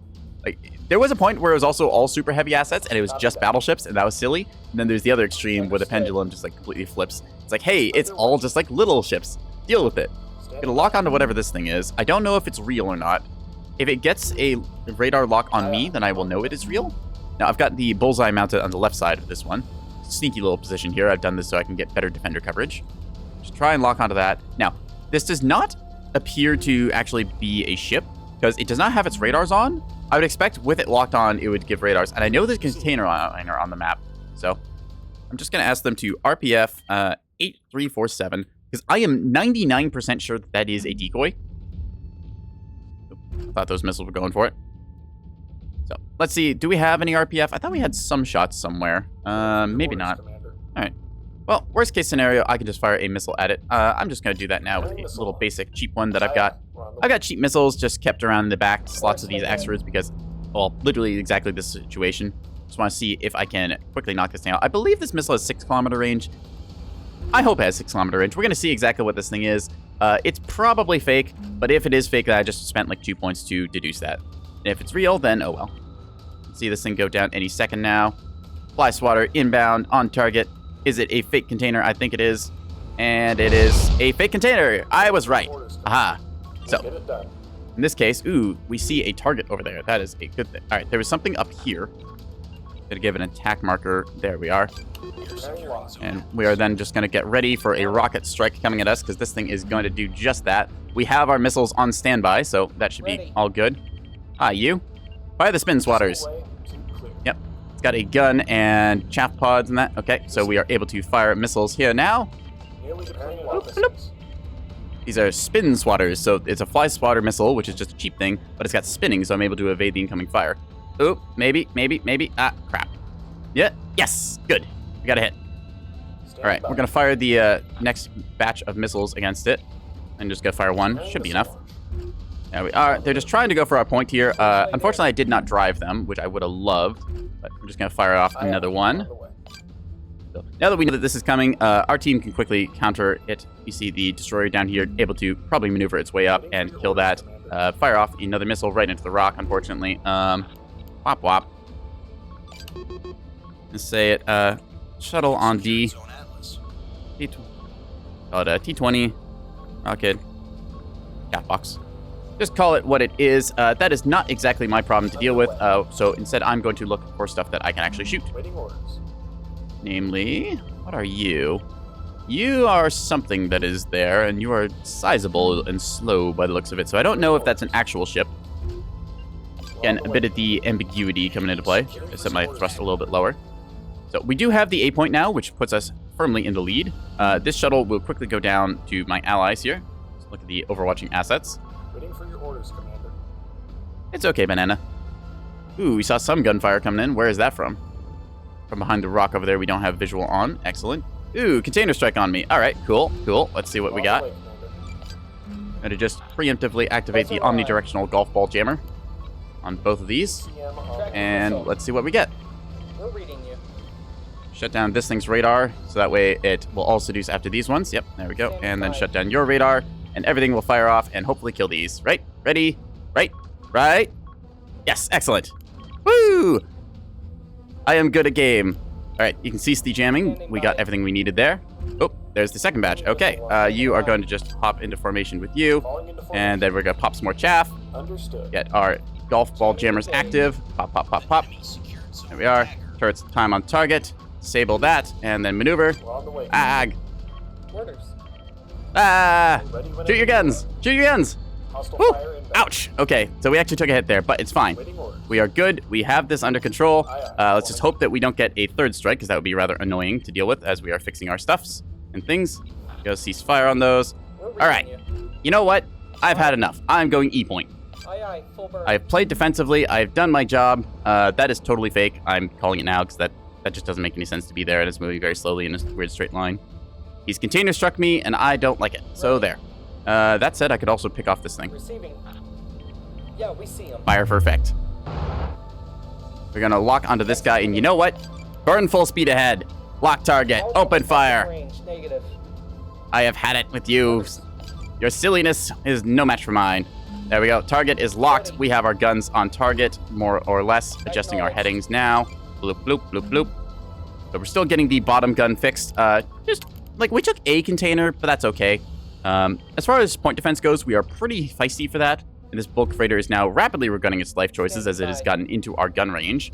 Gonna just maneuver ourselves over down this way as well. Trying to keep close to this rock. Yeah, I'm still certain that this thing is fake. Like, there's no reason it would be flying like this. It just doesn't make sense to. This shuttle is thoroughly dead, so we're gonna mark it killed. You can see the magical smoke and the life pods coming out of it.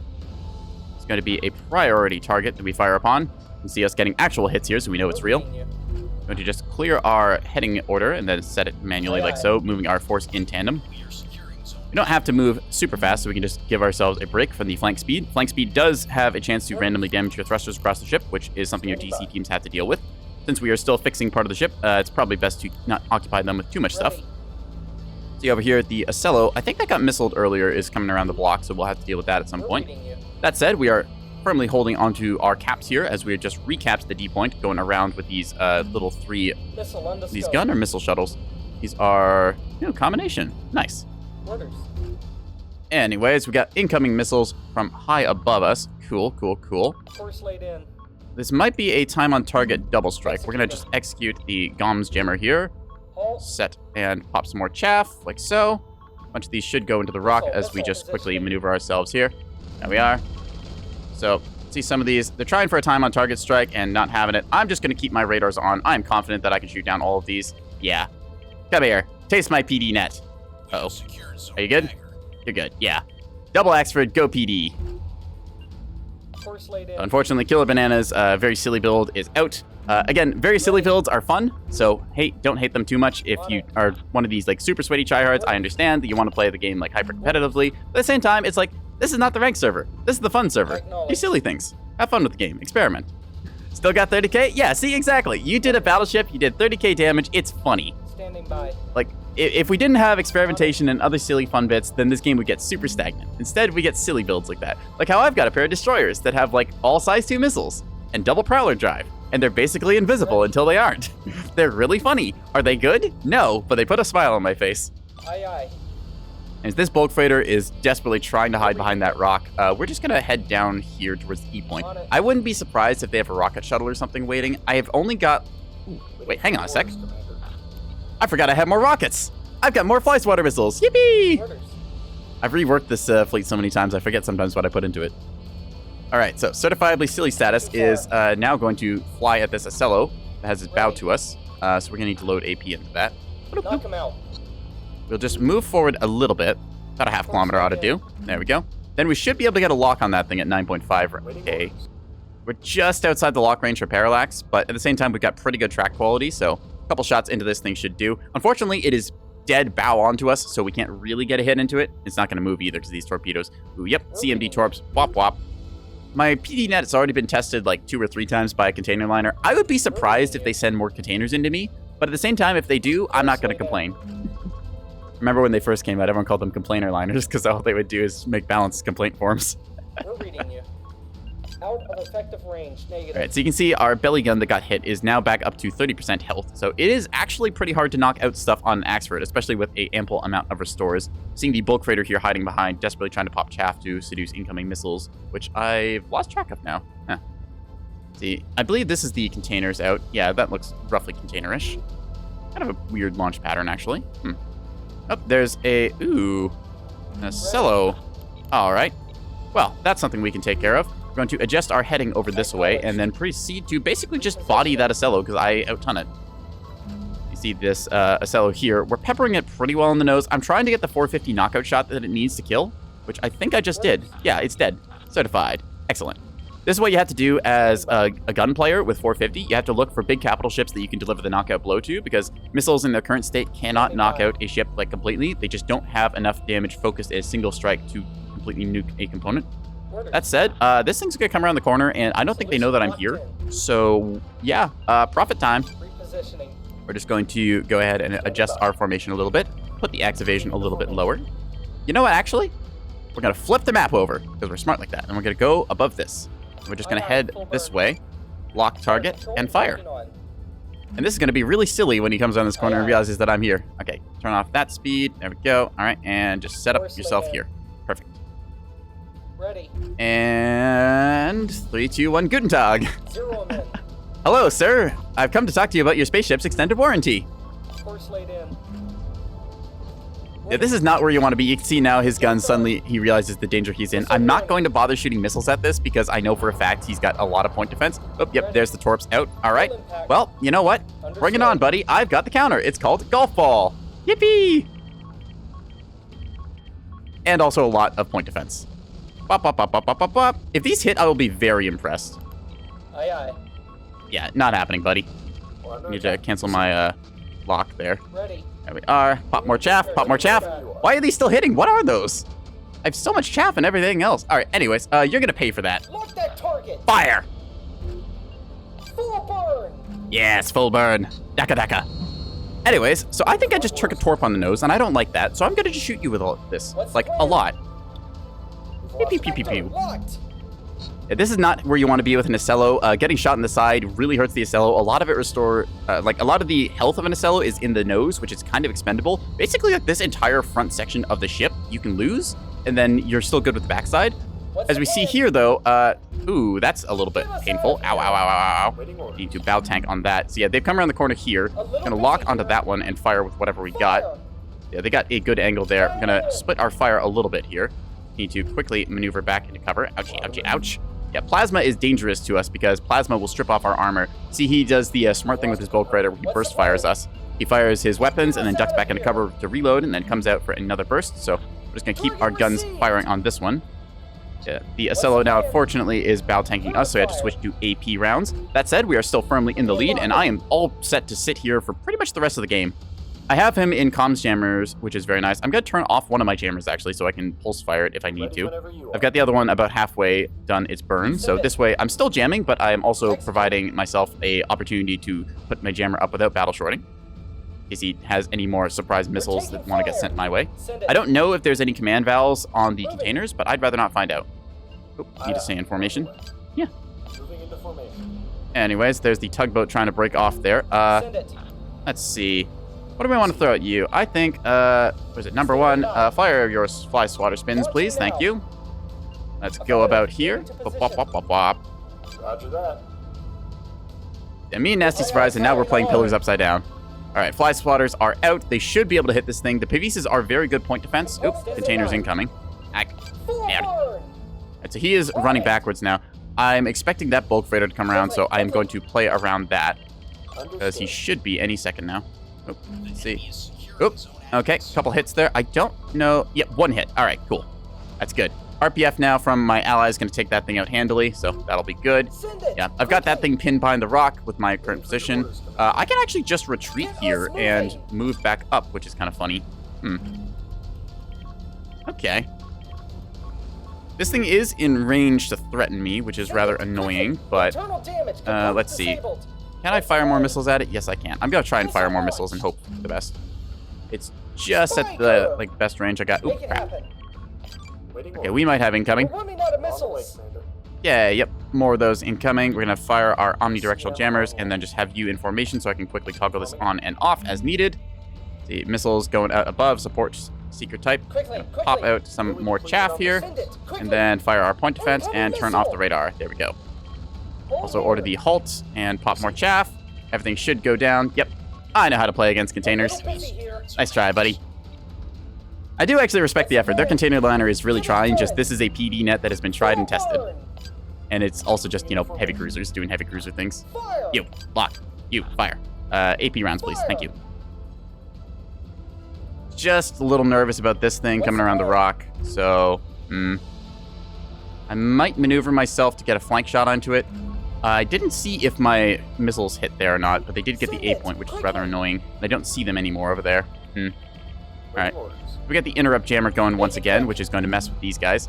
Yeah, just fire everything you have into this thing. Cook it. We'll just clear our headings and then set number 1 to be over this way. Confirmed. And go from there. And I think I can actually just push onto the E point with this, because I don't believe they have anything that can really stop me. I could just overpower this Ocello. I already got some really good side shots into it, and I've just been peppering it ever since. So, I mean, when in Rome. Channels open. Pop, pop, pop, pop. I am worried that bulk freighter around the corner is going to come and get me. See, that tugboat is still alive, rather annoyingly. We are ahead on points, but that is rapidly drying up, so we just need our Microsoft Edge stuff to come back in for the clutch win. And yeah, I think that, honestly, if I just move on to E point, there's nothing they can do to stop me. So we're going to just do that. Yeah, I see you. I see you there, bud. My fire for effect. Understood. Actually, that's a side shot now that we can get into. Yeah, we'll keep firing AP until we get just the right angle, and then go from there. And actually keep the angle set like this, because we'll cross over quickly. Yeah, just burn maximum speed here. You as well. There's that shot I was worried about. So you are going to get HE rapidly. Just switch over our shots. Ow, ow, ow, ow, ow, ow. I was hoping the Goms jammer would be able to interfere here, but unfortunately not. A lot of those were wasted, though. They did cook some of our armor, but a bunch of their shots went wide, so very good to see. Gonna fire off some 450 for its trouble. 450 HE does a lot of damage to bulk freighters. It just punches out tons of their components, and I know that the T-30s are not the toughest thing. So even just a couple shots like this, as we reposition ourselves to dodge. There we are. Pew, pew, pew, pew, pew, pew. We're gonna reposition like this. So move up and then over, and then set our heading this way so we're facing behind them, like so. Bam, bam, bam, bam. Oops, might have shot myself there by accident. Oopsies. They shouldn't have too much left. This thing taking some hits. Just need to make sure that we get ourselves onto target here. Pop, pop, pop. You want to get over there, please? Thank you. You can flank speed. That's fine. Just making sure this is all working. You can go ahead and turn your Goms jammer on as well, just to see if we mess with them at all. I don't know if it does, but it makes me feel better. So there. All right, he's gun behind cover, so we're going to change targets once again. We're going to have you go high and you go low. That way this guy can't point his nose at both of us. We are getting a little bit cooked on the side, though, and the magazine is taking a lot of hits. That's unfortunate. You, pop, pop, pop, pop. Please 8 AP. You don't quite have enough AP to really get the kills on this guy, but the Ocello shouldn't be too much of a problem after this. We will have to kill the tug to get the point, but that's doable. We can cancel our flank speed now that we are on the point proper. We can have you go up here, and you can cancel flank as well. Get around. Hello, you. You can go ahead and fire these. And you can go ahead and fire these. Not the best battle tanking I've ever done with an... not the best battle tanking I have ever done with Axford. That's what I'm trying to say. I almost called them Ocellos. I'm most silly like that.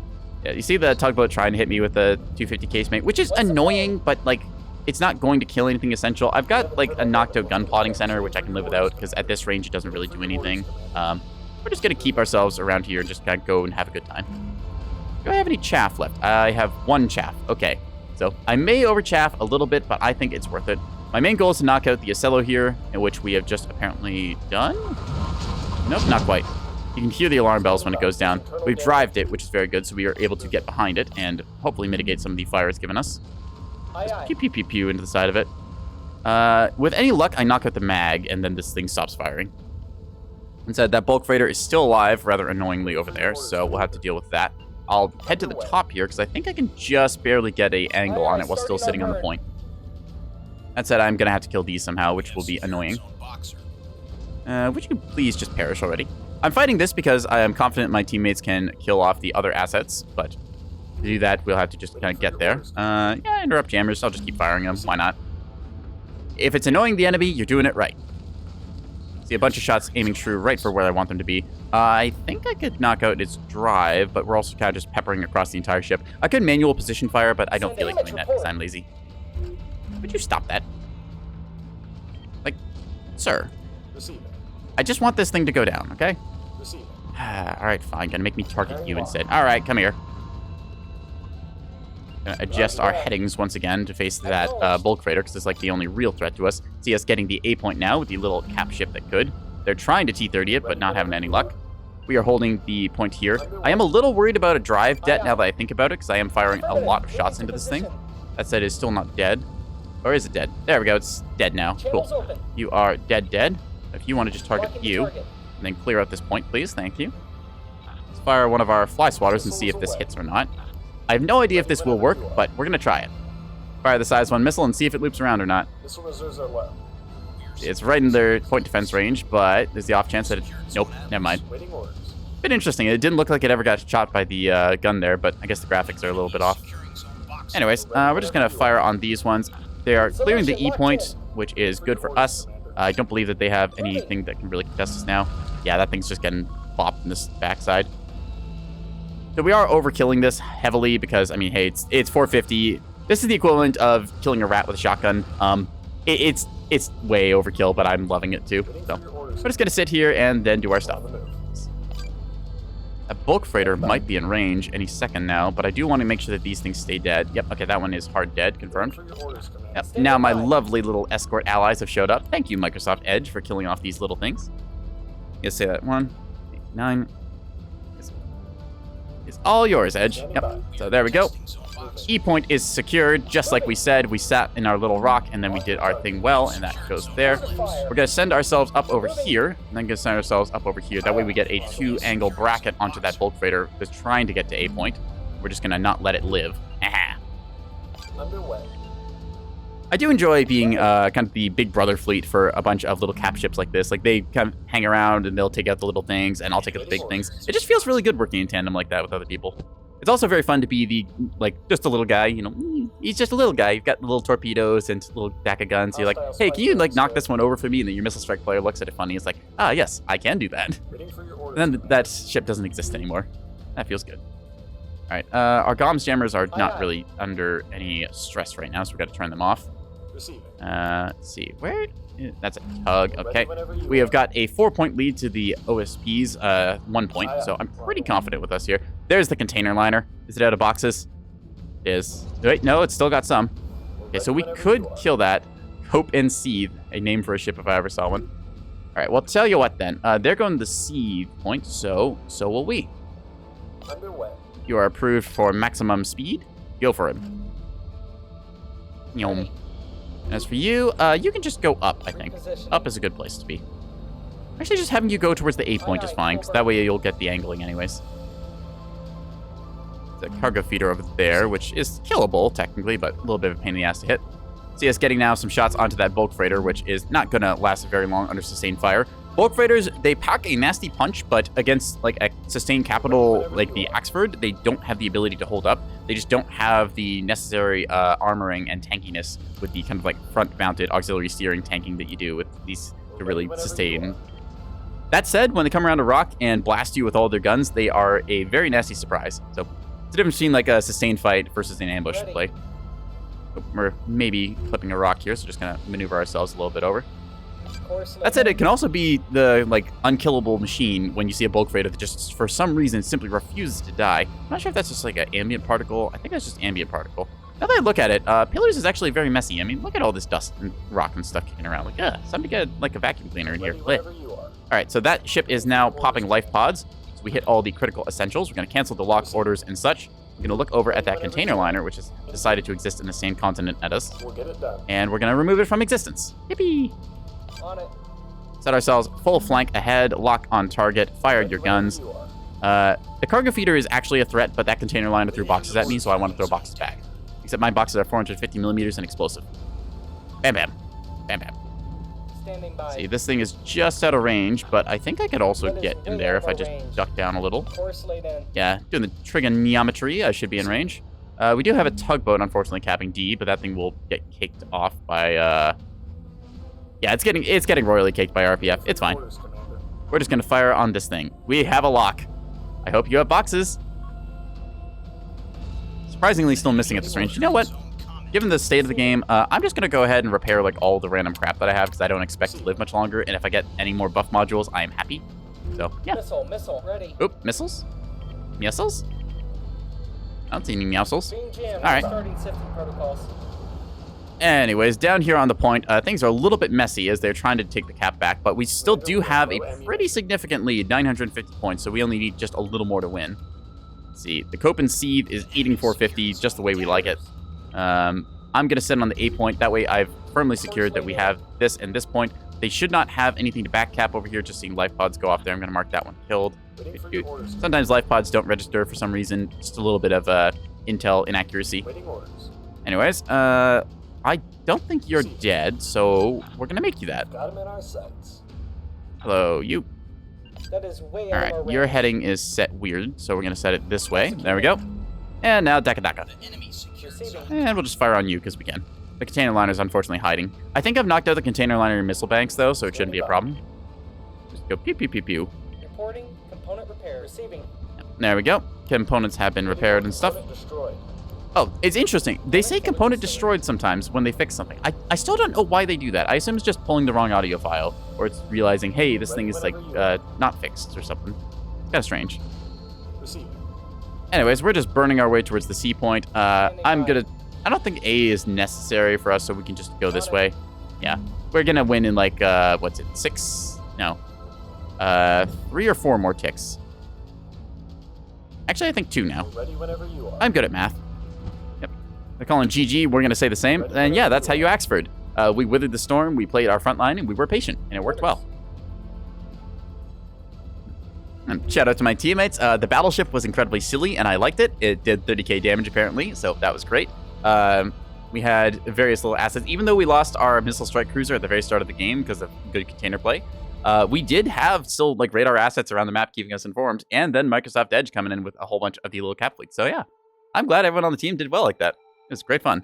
As you see us racking up big damage numbers here, just short of 20k on this one, and yeah, see that. So if I carry all this over, that's like 20k, and that's like 16. That's a casual 36,000 damage with Axfords. I like Gunfleet. Yeah, the Eidolon, oof. It did survive the initial strike technically, but like, yeah, just a whole bunch of these getting blasted away there. That's unfortunate to see. Sometimes you get vibe checked by containers because you're the one who has to cap the point instead of a sprinter. And yep, let's take a look. Where did that yeah, the missile BB here? 30k damage. I mean, it's a silly build, 300 size 2 missiles, but you can do it. Throw 3 strike planning centers and all the programming bus arrays on something, and it'll happen. You see similar missile damage out of the container liner, actually. Yeah, they had a huge mixture of different types of missiles. Here's some of the decoys I was talking about that we saw earlier, and we're like, I don't think that's real. I saw some with command guidance. These are probably direct fire, if I had to guess. Command guidance, wake guidance, ARAD. You can do interesting combos, because containers have 3 possible seekers, so you can make a really weird mixture, like an act seeker with both command and wake validation. So nice to see people continue to experiment with containers and see what they can do. We jumped on that Acello like it was a lunk of meat and we were a hungry cat, and well, that kind of went that way. Came around the rock and was like, hey, what's over here? Oh, that's 2 Acrons. Oh, no. Ooh, yep. The T-30 plasma boat. Yeah, this thing dealt a lot of damage against a bunch of our light assets. Just the T-30's really, really high damage capability in a short burst. If you don't have the armor to wither them, then you will rapidly be sent back to the fleet editor, because they don't play. Just, Nekima, I assume they got missiled early. Yeah, they must have got missiled early on. That's what we saw, get super surprised and then die. That's unfortunate to see, but... Okay, how are we feeling? Alright, I'm gonna run an ad, and then I think we'll get time for 1 more game tonight, maybe 2. Normally, I try and raid DuckVV because she's a friend of mine, and she also streams Neb, but I think she's scheduled to play on Friday, which I should probably be there for. So you can see 2 cats play Nebulous and talk about things. Yeah. Yeah, I'll be back in 3 minutes as we do our regularly scheduled ad break so that Twitch doesn't interrupt any of our content. And yeah, be back in 3, chat.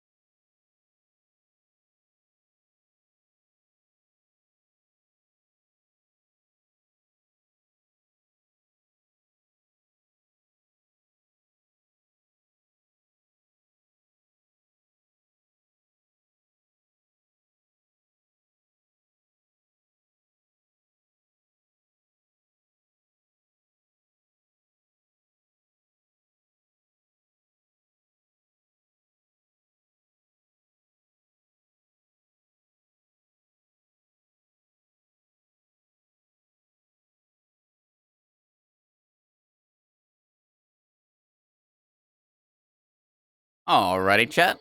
We are back in business. Thank you for being patient and waiting. So we're like 2 hours into stream, and I realize I may have forgotten to set the category as Nebulous Fleet Command. This is truly one of my big brain streams, yes. Anyways, we hopped into area official number 4, if anyone else wants to join into the Neko nonsense today. We played ANS last time, and we've got the return of Microsoft Edgelord here, so I think I'm going to play something on OSP side. I have a lot of fleets to play. Got the silly container liner I still have to finish. Yeah. I've not decided quite what I want to play yet, so I've just got my litter box fleet. If anyone wants to know what a litter box fleet looks like, it is 10 container liners completely full of sand. Yep, it's all sand. It's just a litter box. There's 10 of them. Yep. I have a lot of people ask me, why do you have like a 1 million point fleet? And I say, because you asked. If I didn't have it, you wouldn't ask, and it'd be funny. Well, it wouldn't be funny. You wouldn't have any questions then. Anyways, we'll just hang out here. Lobbies typically fill up pretty fast. Like, sometimes we'll see, like, just 1 or 2 people hanging out in a server. But then once, like, 1 or 2 more people join, then it rapidly fills up. It's like a huge exponential gain. You see 7 out of 8 players on a map of pillars, and you're like, yep, I'm in. I gotta go. I gotta get that spot. Then you join it. It's not the faction you want, and then you cry in the corner. Or you make unwitty commentary like me in the spectators booth.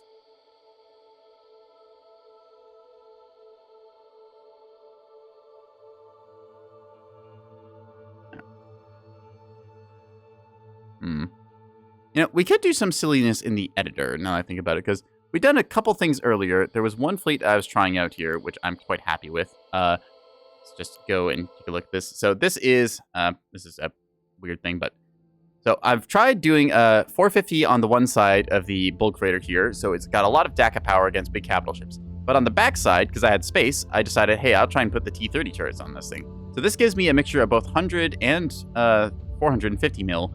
So I'm able to take on both big and small threats, because we discussed earlier the 450 is not very effective against the little threats like sprinters or rains or anything else like that. But with this thing, if you just rotate it 90 degrees, you can still lock with the fire control radar, the pinpoint, and you can get a bunch of these things on target. So it's a really good way of like covering your backside from nasty flankers, because anything that you want to shoot with 450, you can. And anything that you want to shoot with the 100 mil, you just flip 90 degrees and then DECA.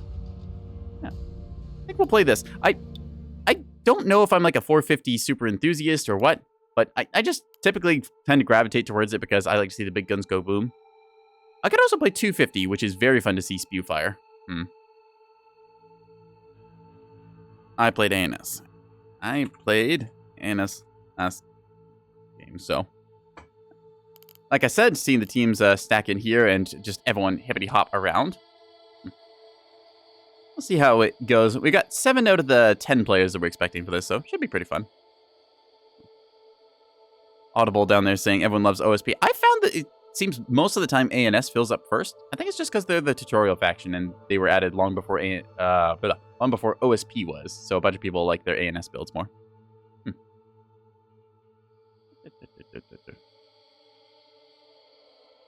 Shark CLN. I'm not sure what that is, but Sharkpedo. Huh. Didn't know that sharks were torpedoes, but I will take it. I mean, I guess you can strap a rocket onto a shark. I've seen sharks with lasers on their head, so hey, I guess anything's possible. Alright. We got a 4v4. At one point, Nix's Eye was a 4 versus 4 map, which was not the greatest, because Nix's Eye, at that point, it felt very empty. Like, there was just not quite enough people, so sometimes you'd push down one lane and there just wouldn't be anyone there, and that would be that. We just played Pillars, so I'm gonna vote no on that front. Like, don't get me wrong, Pillars is not a bad map, but Pillars is kind of the default map. I'd much rather play one of the other maps. Plus, I don't mind Nix's Eye. Yukon too. Yukon's another interesting one. I quite like, I think it's called Arroyo. It's this interesting sort of like, it's a big brown donut of a rock in space. And it's fun to play with, because there's these nice little trenches that you can hide in. There's also a couple interesting like pathways you can take on the underside. See here, I'm getting some more people in, so 9 out of 10, somebody's gonna open the multiplayer thing and think, I should join a Nebulous game. This sounds like a good idea, and then do that. So, fingers crossed for that.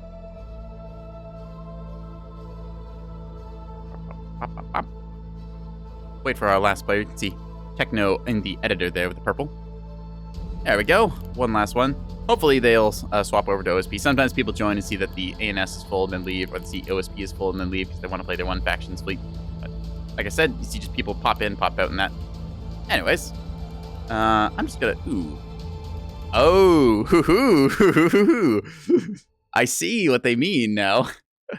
That is a Torpcello. A Torpcello is really weird because it should not be good, but it is. And it makes people really, really cope and seethe because you get hit by that thing, you're like, that's a joke build. Why would anyone run that? And the guy running the Torpcello throws up his arms, he's like, I don't know, why'd you die to it? It has mines too, which is even spicier, so. It's like, you know what? That's funny. I like it. Wait, hang on, no, that's not a Torp.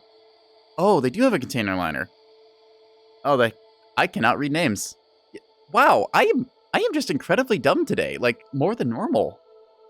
I just can't read names, I can't pronounce things right, I keep calling ships wrong. I think my brain might actually just have finally smoothed itself out. Like the last little ridges that hold brain cells have just been nicely flattened. Just looks like a perfectly plain chicken breast, just like raw, uncooked, sitting there. I mean, hey, then all the bad ideas will fall off it, right?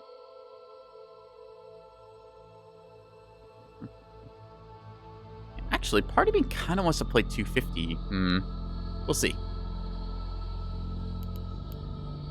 Waiting for... Oop. Looks like we had one person drop out, unfortunately, but we'll see if we get a refill or not. Looks like Techno might have had to go back to the fleet editor. Well, they were in the fleet editor. Maybe they just changed their mind. Oh well. We'll just wait for the match to load up and then go from there. Silly spaceship violence. What Cheese has in their build? Containers. Interesting. Plasma cannons. Ooh. An interesting way to strip off armor on something. Container stack launcher can bring a bunch of rockets or decoys and stuff. I did like running decoys in the back of my 450 bulkers, although I've switched over to the 100 mils now because I wanted to try a little more firepower. Since I'm already paying for the buff modules, might as well, right? We've got pretty classic combo here. Yeah, this is one of the starter fleets, which is actually really good. You've got the Bloodhound for the long-range track there. You got the Acello, which just acts as a good command craft. Honestly, I think the Azerite Squadron is a really, really good way to start the OSP, as you learn more or less what their tools are. You've got the Acello, which is familiar for ANS players. You've got the Bulk Freighter here, the Abject Terror, which is really good broadside, just able to spew a lot of fire. Fairly forgiving point defense. You've just got a little radar tug for that long-range tracking. It works very well.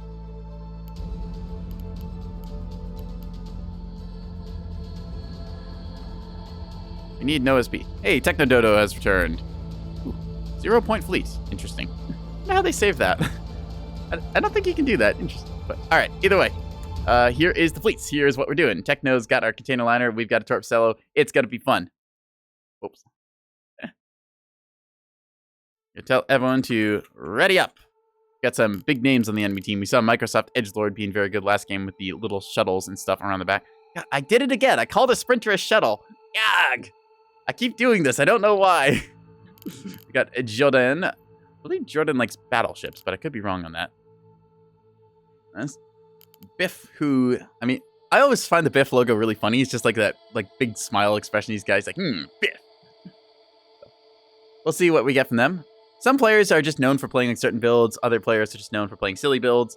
Sometimes you'll see somebody like, oh, okay, I know what you're kind of bringing to the table. And other times they'll completely blindside you because they'll take all of your expectations and then just flip them on their head. Like you get somebody who only plays battleships and then they show up with 10 Corvettes. You don't know what to do. It's like, oh no. Personally, I like playing a little bit of everything. I will say that I don't typically play container liners or battleships. I should probably get better at those. I've just never really kind of... Well, I played a container liner for a bit. I just kind of got bored of it because I was throwing boxes at things. And it is fun to put things in boxes, but... Maybe I'll make a container liner later and then play that on Friday. That sounds like a good idea. All right. I'm kind of thinking about where to deploy. I do like going B-side and kind of hugging this rock and also this side. So I think we'll do that. Send our fleet over like so. We'll take the little ships, put them up top here so I can get good scouting. I've got my little capper ship here. I almost called it a sprinter. It is a shuttle. I am not completely stupid. Gonna go there. Gonna cap the B point. Set my fleet up kind of on this rock, and then I'll daka anything that's in the midfield and try and loop around this side. I think that's my plan. Is it going to stay my plan? Depends entirely how well it goes. I might run into 3 fleets here and have to fight for my life. But I've got a cardboard box full of guns, and I'm not afraid to use it. To tell you the truth, with some of the armor on some of these ships, they might as well be cardboard boxes. look at a shuttle and a sprinter, and you're like, huh, yeah, I can just poke a hole here with my pen. I don't think we have any armor.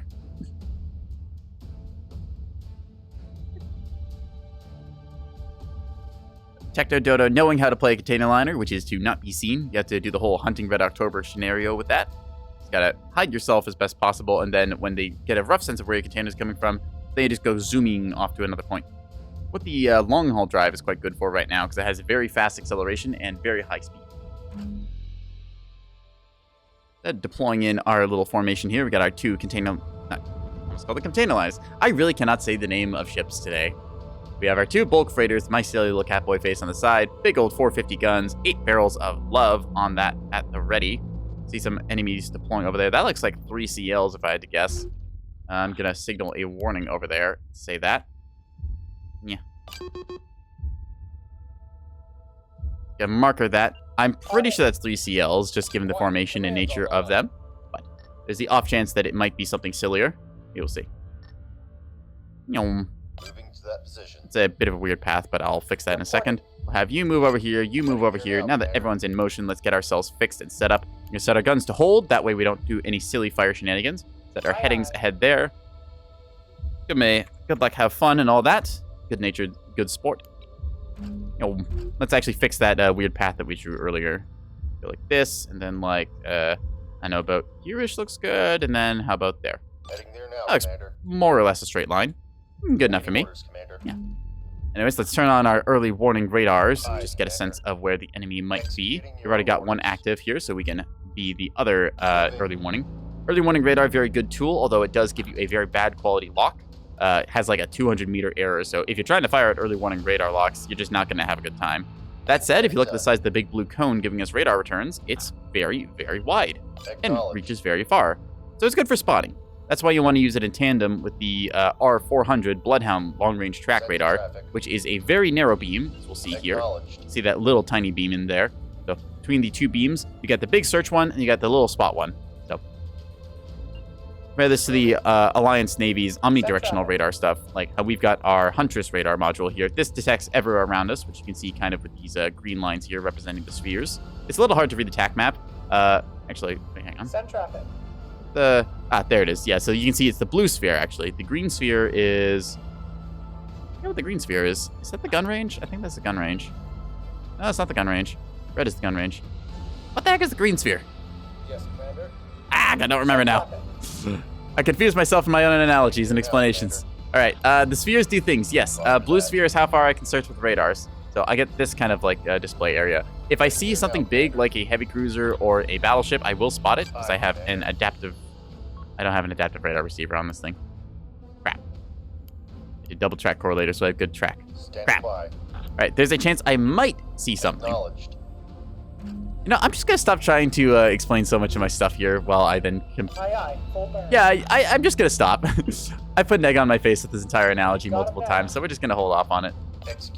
That said, we are going to shut down our radar briefly, because that way the enemy will not be able to see us if they have pinards. Have to try and counterplay them with mind games and whatnot. We've got our little shuttle that could here. I like including a little cheap shuttle in all of my fleets, because this is like 130, I think it's like 140 points, give or take. So this is just something I can send off ahead of my fleet as a scout. Scouts are very important. This goes onto the B point and then caps for me very quickly, I might add. Quickly turn our flank thrusters up to maximum. Gonna try and get the early warning searching again. Pulsing my radar on and off just to check and see if there's anything out there. We have reduced radar, even though it says we have a radar on. We don't actually have one of the like big omnidirectional ones, so it lowers our signature. There's a lot of terms to explain in terms of like radar warfare and the other complexities of this game, but if you don't like that, you can just shoot gun too. It all works. Neb is as complicated as you want to make it. There is a little barrier to entry, given that it is, you know, like you had to learn the basic controls and how different parts work, but you can just kind of, you know, mess around and have fun with it too. Roger that. Moving to that position. Let's see.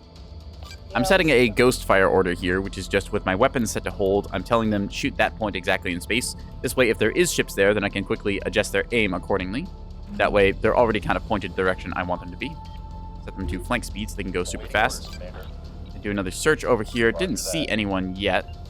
Gonna dive, dive, dive. We know that they have some missiles because we've seen a couple of them going around. Wow, he did actually cap with a container liner. I thought he was joking. This might get missiled here if we're not careful, because I saw some missiles come down earlier, and I think he took a hit or two. Yeah, you can see the damage dealt to the ship there. So he needs to not be there now. He is going under the map, though, so hey, full silliness, engage. All right, we're going to move up forwards a little ways here now, as this does not appear to be super contested. There's some times where I've had enemy fleets just like stack up on this side and just rapidly push out, but looks like that is not going to be the case today. Heading there now, Commander. On it. Hacking a bunch of restores and that. Yeah, I mean, this seems to be a direct fire container liner, which is incredibly silly, but also incredibly unexpected. So, I mean, I've tried it and I've seen it kind of work. I'm sure that if you tuck this thing in just the right spot and then get the jump on someone, it is going to do a lot of damage. Anyways, that is a Solomon, so that is a problem. That is the 3 Vauxhalls we scouted out earlier. You can tell by the rough formation. There's Biff doing Biff things. All right, let's lock onto them like so. And then adjust our headings accordingly. So they are going to just totally go for the A point here, I'm betting. That said, we will aim roughly here-ish. There we go. Adjust the formation as well. Set you slightly behind, like so. About, I don't know, 600-ish meters ought to be good. Don't want them to knock into each other. Now that we've gotten the point, we can get off that, and then I can readjust accordingly. There we are. So, we have the Bloodhounds set on them, so we should be able to get a really good lock in a second. And then we'll just have our guns lined up and ready when they get up there. Awaiting orders, Commander. Yep, we saw that battleship earlier. Although now I don't see it, which is concerning. Get it done. I'm gonna lower my altitude slightly in case that's just an angling issue. It's a little too much, actually. There we go. Moving. Trying to line up this, just eyeball that. You can see roughly the line that I'm trying to draw there. Said we have to get into position. I'm wondering, is the Biff fleet gonna just fly right up onto A, or are they just gonna try and contest there? See, we have to remember to be patient. Patience is incredibly potent. Ready. See us just being a little bit out of range right now, so we're gonna have to move up as well. Here now, Commander. We currently have a cap lead on them, so we don't have to do anything. I'm just gonna start sending you around the outside like so. Oop. See them shedding mines there like it's going out of style. Ooh, couple missiles incoming. Yeah, I think that those are trying to look for our container liner, probably expecting it to have moved back. They are predicting it very poorly, unless these are gonna curve. I know sometimes I've just thrown missiles off into the abyss and been very surprised when they randomly hit something that I didn't know was there. See the Biff fleet, yep, choosing to hold up there. They're just out of our gun range, which is unfortunate. Let's set our flank thrusters off. They can't actually see us at this range, so we can adjust a little bit accordingly. That looks about right. There we go. So, ooh, there we are. What are you? You're the battleship, I think. Okay, so we're gonna just surprise this thing. Where did you go? I saw you. Come here, you. Where'd you go? There you are. All right, we're gonna set the Bloodhound track onto that. That should be the battleship, I think. Mark priority, and then we'll long-range radar track it. Oop, overswung. Just give it a second. There we are. Aye, Commander. That is a frigate instead, actually. Interesting. Okay, we're gonna mark that as non-priority then. So. Awaiting orders, Commander. Ooh, we got company. Oh, hi. See, this is why we run scouts. Ready. Because I wouldn't have seen those otherwise. Acknowledged. Yeet. Yep. Fire everything. Engaging target. Burn, burn, burn, burn, burn. We need to not be here. Okay, rapid change of position is required here now. Fire the AP round, no, the HE rounds through these. Yep, we need to quickly reposition ourselves because suddenly a lot of stuff has just happened. Re-angle and rearm and fire on these. Yep, time to go. Bye-bye. This is why scouts are good. We have spotted the enemy ambush before they could get us. So we're going to just give this another attack marker exactly on target. Enemy keystones have been spotted, and we are able to react accordingly. Thank you, Scout, for doing all your job. We're going to fire everything on them. Yeah, they had their radars off, so we didn't see them. Sneaky. I'll just have you adjust your formation like so. Everybody pull back, pull back, pull back. Yep. So this Scout, 136 points, just saved my entire fleet and pretty much our entire flank. Totally worth it. If these push around the corner, they're going to run into either mines or they're going to run into a whole bunch of our other assets. So we're just going to play off that. If you have a target lock yet, please do. Thank you. Go ahead. Need to dive, dive, dive, dive, dive. You see them not able to get a beam on us, so we're going to dive around the outside like so. All right, come on, please get a target lock. Which one of you seems to be the commander? Ooh, that is a... Oh, they're trying to fire beams at that. Oh, I know what they've done. They set a, they did the same thing we did, where we set like a beam target, and they're probably trying to shoot the mines now. Reporting. All right. HE is locked on. Fire, fire, fire. Ready to move. Totally worth it. All right. Just keep the ship alive, We knocked down a module, command. Yes, command. because they're going to have to suffer for this. Reporting. I'm going to change fire onto this one, since these should pepper it pretty well. Internal damage. So we just hold still. Ready. Keep your target locked, please, and thank you. All right, you are good where you are. You, fleet, can move over here. We are out of their beam range, and they will not be able to catch us because we are very quick. Gonna plaster this thing here. Blop, blop, blop, blop, blop. All right. So, unfortunately, we do lose that, but yeah. Standing by. Aye, aye. Proceeding. Yum. I'm guessing with the like container liner here, they probably just did multiple missile markers. Standing Yeah. by.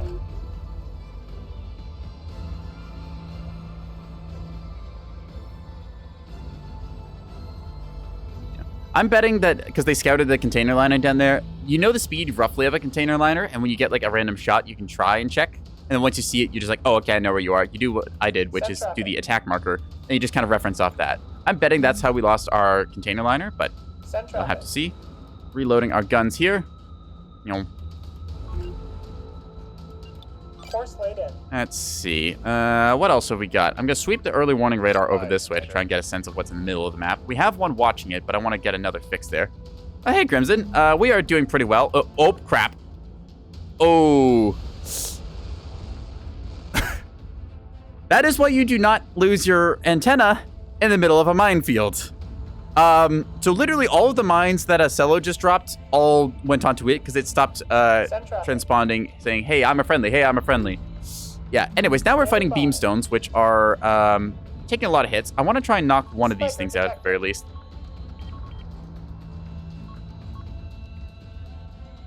Yeah, that was, yep, well, we were doing pretty well up until we weren't.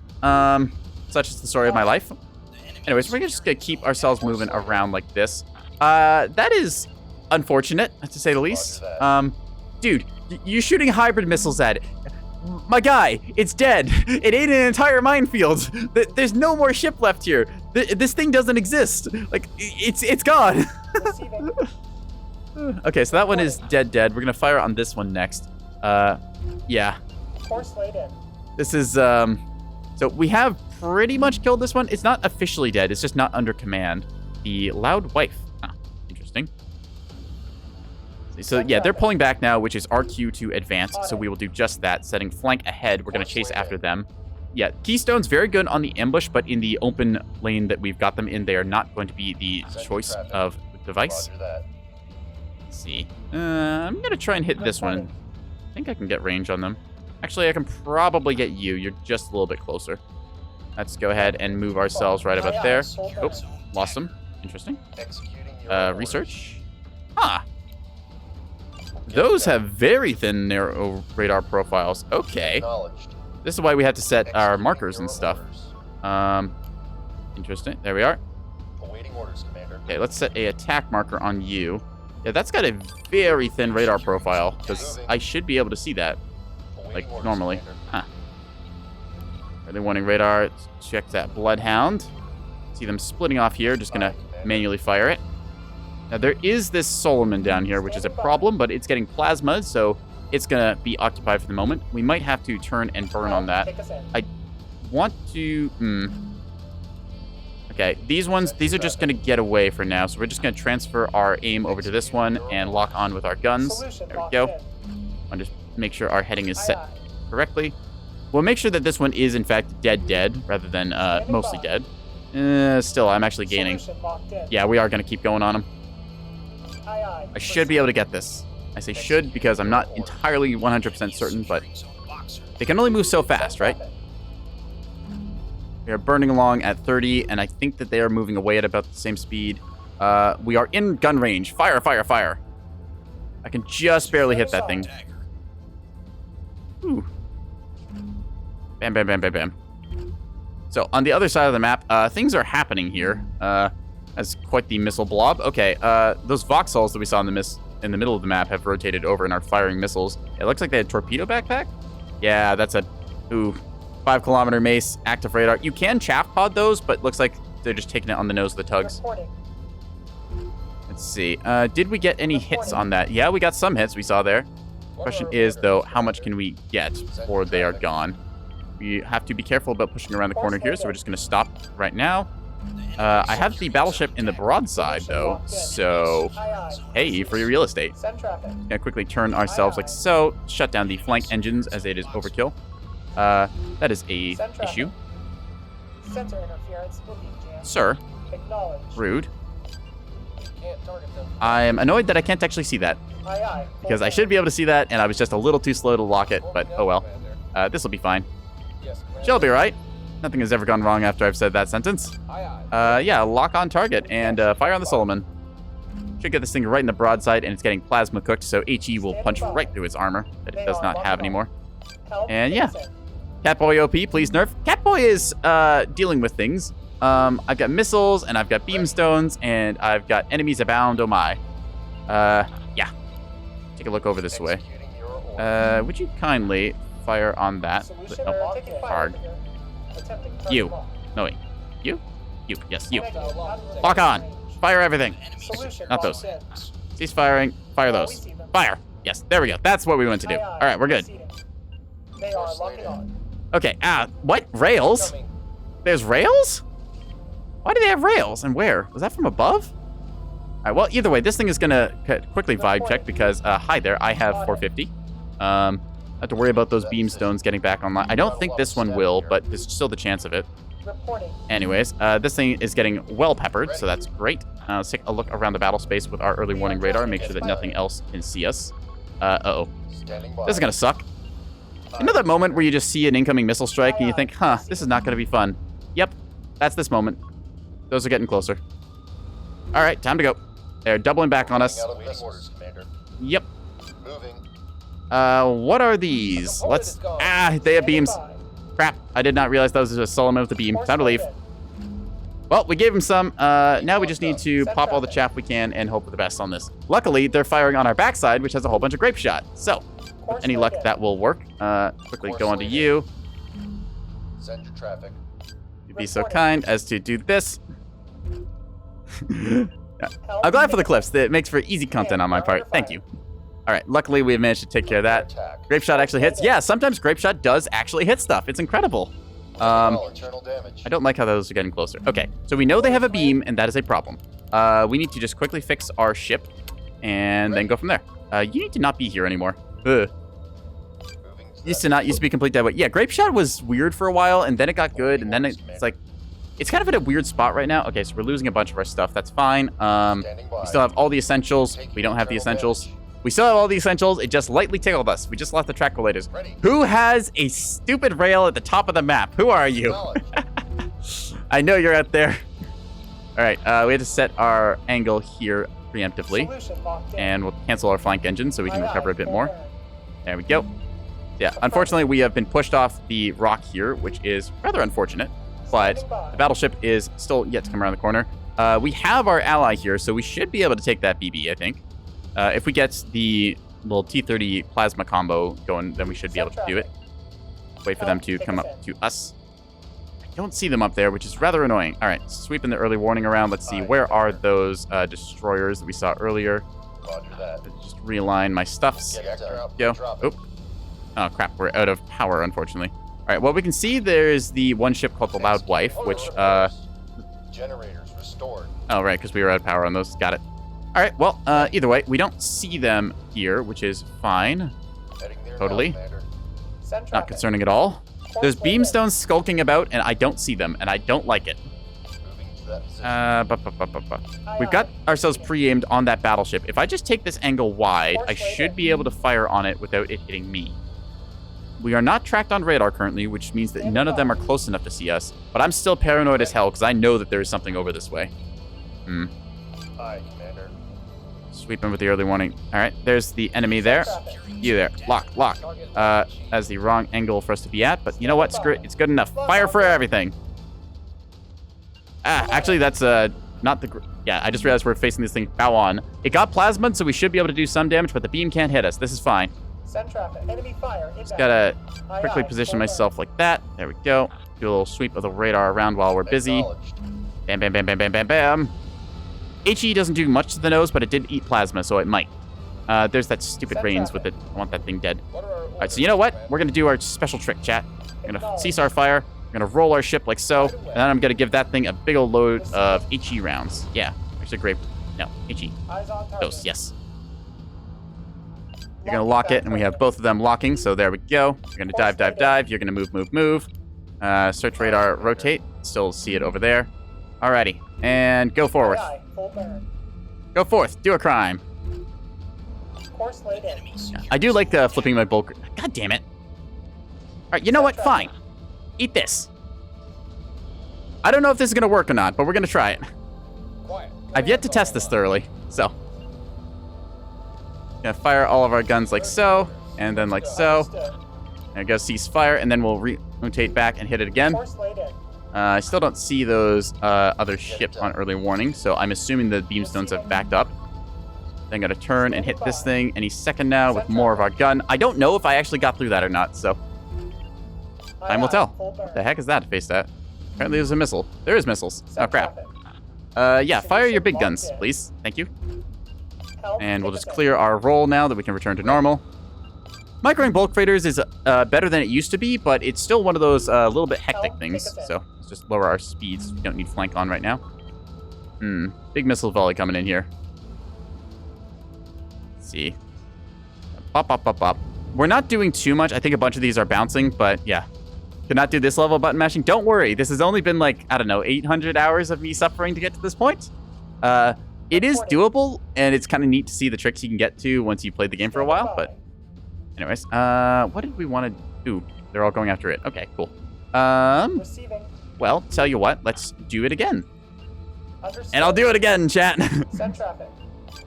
Set up. I don't know if he's plasma enough. Okay, he's probably not plasma enough. Still, those are some very big cooked holes. All right, we'll try it. Aye, proceeding. Only play the game sometimes? Yeah, play as much as you want and play how you want. We're just going to see if we can get our kill shot in here. What is that? Okay, that's our own chaff. I got spooked by my own chaff. Yeah, we're fine. Just, you know what? Screw it. Fire all the 100 mil. I don't know if this is going to hurt him or not, but it's going to be funny. Either way. It's making me a little bit better at this. Okay, you overrolled. That's fine. You can go back to that. There you go. I'll just fire whenever we get a chance. Send traffic. Helm, take us in. Move forth. Send traffic. Go forth. Do a crime. Solution. Hello, sir. Sir. No. Sir, no. No. I am going to turn, and I am going to cook your reins. No reins for you on this point. We're going to move on to the point. As I can. Go forth. Do a flank. All right. There's that stupid railgun again. I want to know where that thing is. I just can never seem to see it. It's somewhere at the roof of the map. It's really funny, too. All right. This thing should cook off in a second. See, just all the 100 mils. And then you're just blocked briefly by the battleship, but that should be good. Bam, bam, bam, bam, bam, bam. Yes. Delicious.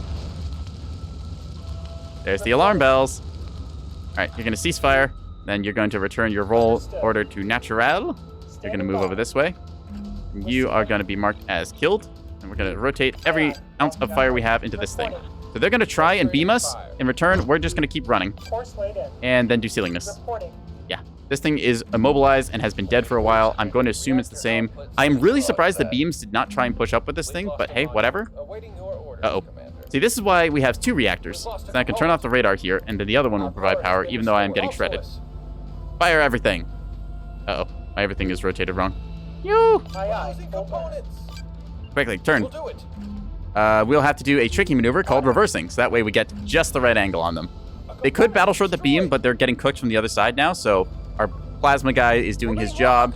Let's see. Yeah, we're taking hits here, which sucks, but we should be able to manage. A bunch of systems getting taken out. Let's repair these, repair the radar that we have turned off anyways. This is fine. Everything is fine. I'm hoping that his power level is too low, otherwise he'd be firing the beam nonstop into me. Come on, please, please, please. Come on, please. Yes, please, guns, please, guns. Guns, rotate, please. Come on, fire! Engines, no! Crap. Okay, we'll get that fixed in a second. Just put the ship back together, sir. Please. You can stop repairing these. Okay, everything is fine. Please remain calm. We are experiencing some technical difficulties. Just please Solution keep locked in. shooting him. Thank you. You, go here. Yep, turn that off. Okay. Our bulker, I thought he was a lot more cooked than he was. Unfortunately, he is not. Waiting for Linus to rotate. Yep, good old gaming, Linus. I think that might be our team thrown in the towel. I just want to see it. Wait. Send traffic. Yeah, you know what? I'm just going to throw in the GG. They've got us good. We got to retire from the game. Call it there. Yep. Last thing we have is just our little early warning tug up here. And that's going to be it. Actually, we have a thing down here. But yeah, we're not getting this one back. They're too far ahead, unfortunately. But we did do a silly. We caught their early flank and punished them for it. We destroyed one of their ships. Fortunately, they just scouted out too much of our stuff. Our container liner got scouted out on the bottom of the map and died. It's really unfortunate. Our other ships, like our super mine layer Torpecello, it died because a ship fired a good missile into it, and then the antenna knocked out, and all the mines nearby just like, hey, you're not friendly anymore, and just deleted it. So sadly, we were facing like 9,000 points against 1,500 or 15,000. Yeah, still respectable damage. 10k, almost 10k. Yep. If I'd played a little bit longer and a little bit better, I definitely would have racked up higher numbers. But yeah, that battleship still pretty fresh. None of the essentials were damaged there, unfortunately. Yeah, pretty good stuff. All right. Oh, they had an Axford. I don't know where were these all game? Was this the rail ship at the top of the map? I thought they just had a random destroyer up there. Okay. Is it? No, that's a beam ship. Huh. They had, super missile boat. Okay. Interesting. All right, well then. Yeah. Rail Axfords, and Sibylla, haven't seen in a while. Yeah, there's been some talk about like rail balancing and like seeing if they can bring back the Mark 82, I think it was. It was the double-barreled rail from way back when. And there's a couple ideas bouncing around on how to do that. Nobody wants the like old school thing where it's like a battleship with 7 rails like sitting on the edge of the map, because that was really boring gameplay. But I'd like to see rails get brought back a little bit on the capitals. Yeah. Don't have access to balance discussion. Yeah, I'm just going like kind of word of mouth, like you hear ideas bounce around and other decisions there. Yeah. Rails are an interesting one because it's always a hot topic.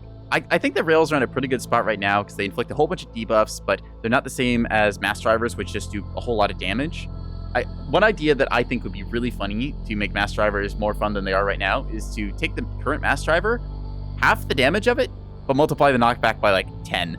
I just think it would be really silly because then the Alliance ships, they get hit by a mass driver, and instead of dealing a whole bunch of damage, it just flips them like end over end. Like you see a sprinter trying to rush to the A point on pillars. You just hit it with 3 mass driver shots, and the thing spirals out of control. Like it's just doing a burnout. I think that would be hilarious. I don't know if it's balanced, but I want to see that. So. Tried the 1500mm cannon mod. I might have to take a look in some of the modded stuff. I've only played a little bit of modded Neb, just some of the expanded factions, like, what was it called? I think it was, actually I can check the multiplayer scene. What was it called? It was, I can't see which one it was, and yeah, there was one modded server that I can't remember. Burning Lance, that was it. Yeah, I played a little bit of Operation Burning Lance, and it's got some really cool maps and some interesting ships and stuff, so yeah. You hit a BB with 6 of them and push them off the map. That sounds funny. Yeah, I want to see mass drivers just do something silly instead of just like raw damage from afar. But hey, well, fingers crossed, wishful thinking and all that. All right, I don't think I quite have it in me for another game. I'm feeling very smooth brain today, as you can probably tell, and my voice is still a little bit worn out. So I'm gonna go ahead and probably call the stream here, see who else is online, and maybe set up for a raid there. So we can go ahead and do that. Let's go ahead, open up Twitch, and see which one of my buddies is live that I can go be a problem to, eh? Ooh. Hey, my buddy Fratbro Catbro is streaming a game called Doomsday Paradise. We're gonna go check him out, because Frat's a pretty cool dude, and we've been chit-chatting and kit-catting in that, and we might end up playing something this Saturday. If you want to see content of 2 silly cat boys doing their best to play video games, you can tune into that. Assuming it does go through, we're still lining up scheduling. Yeah, anyways, I've been NekoboyBlue. I occasionally play video games. Thank you for tuning into my stream and all that. We're going to go raid him. Yeah, you can follow my Twitch, my Twitter, and just general notifications when I go live will pop up there. I've got schedule that I post every week on Twitter, so you can see that. And yeah, I don't really have much else of a closer. Thanks for tuning in, everyone. Let's go raid Frat and see what silliness he's up to. Bye!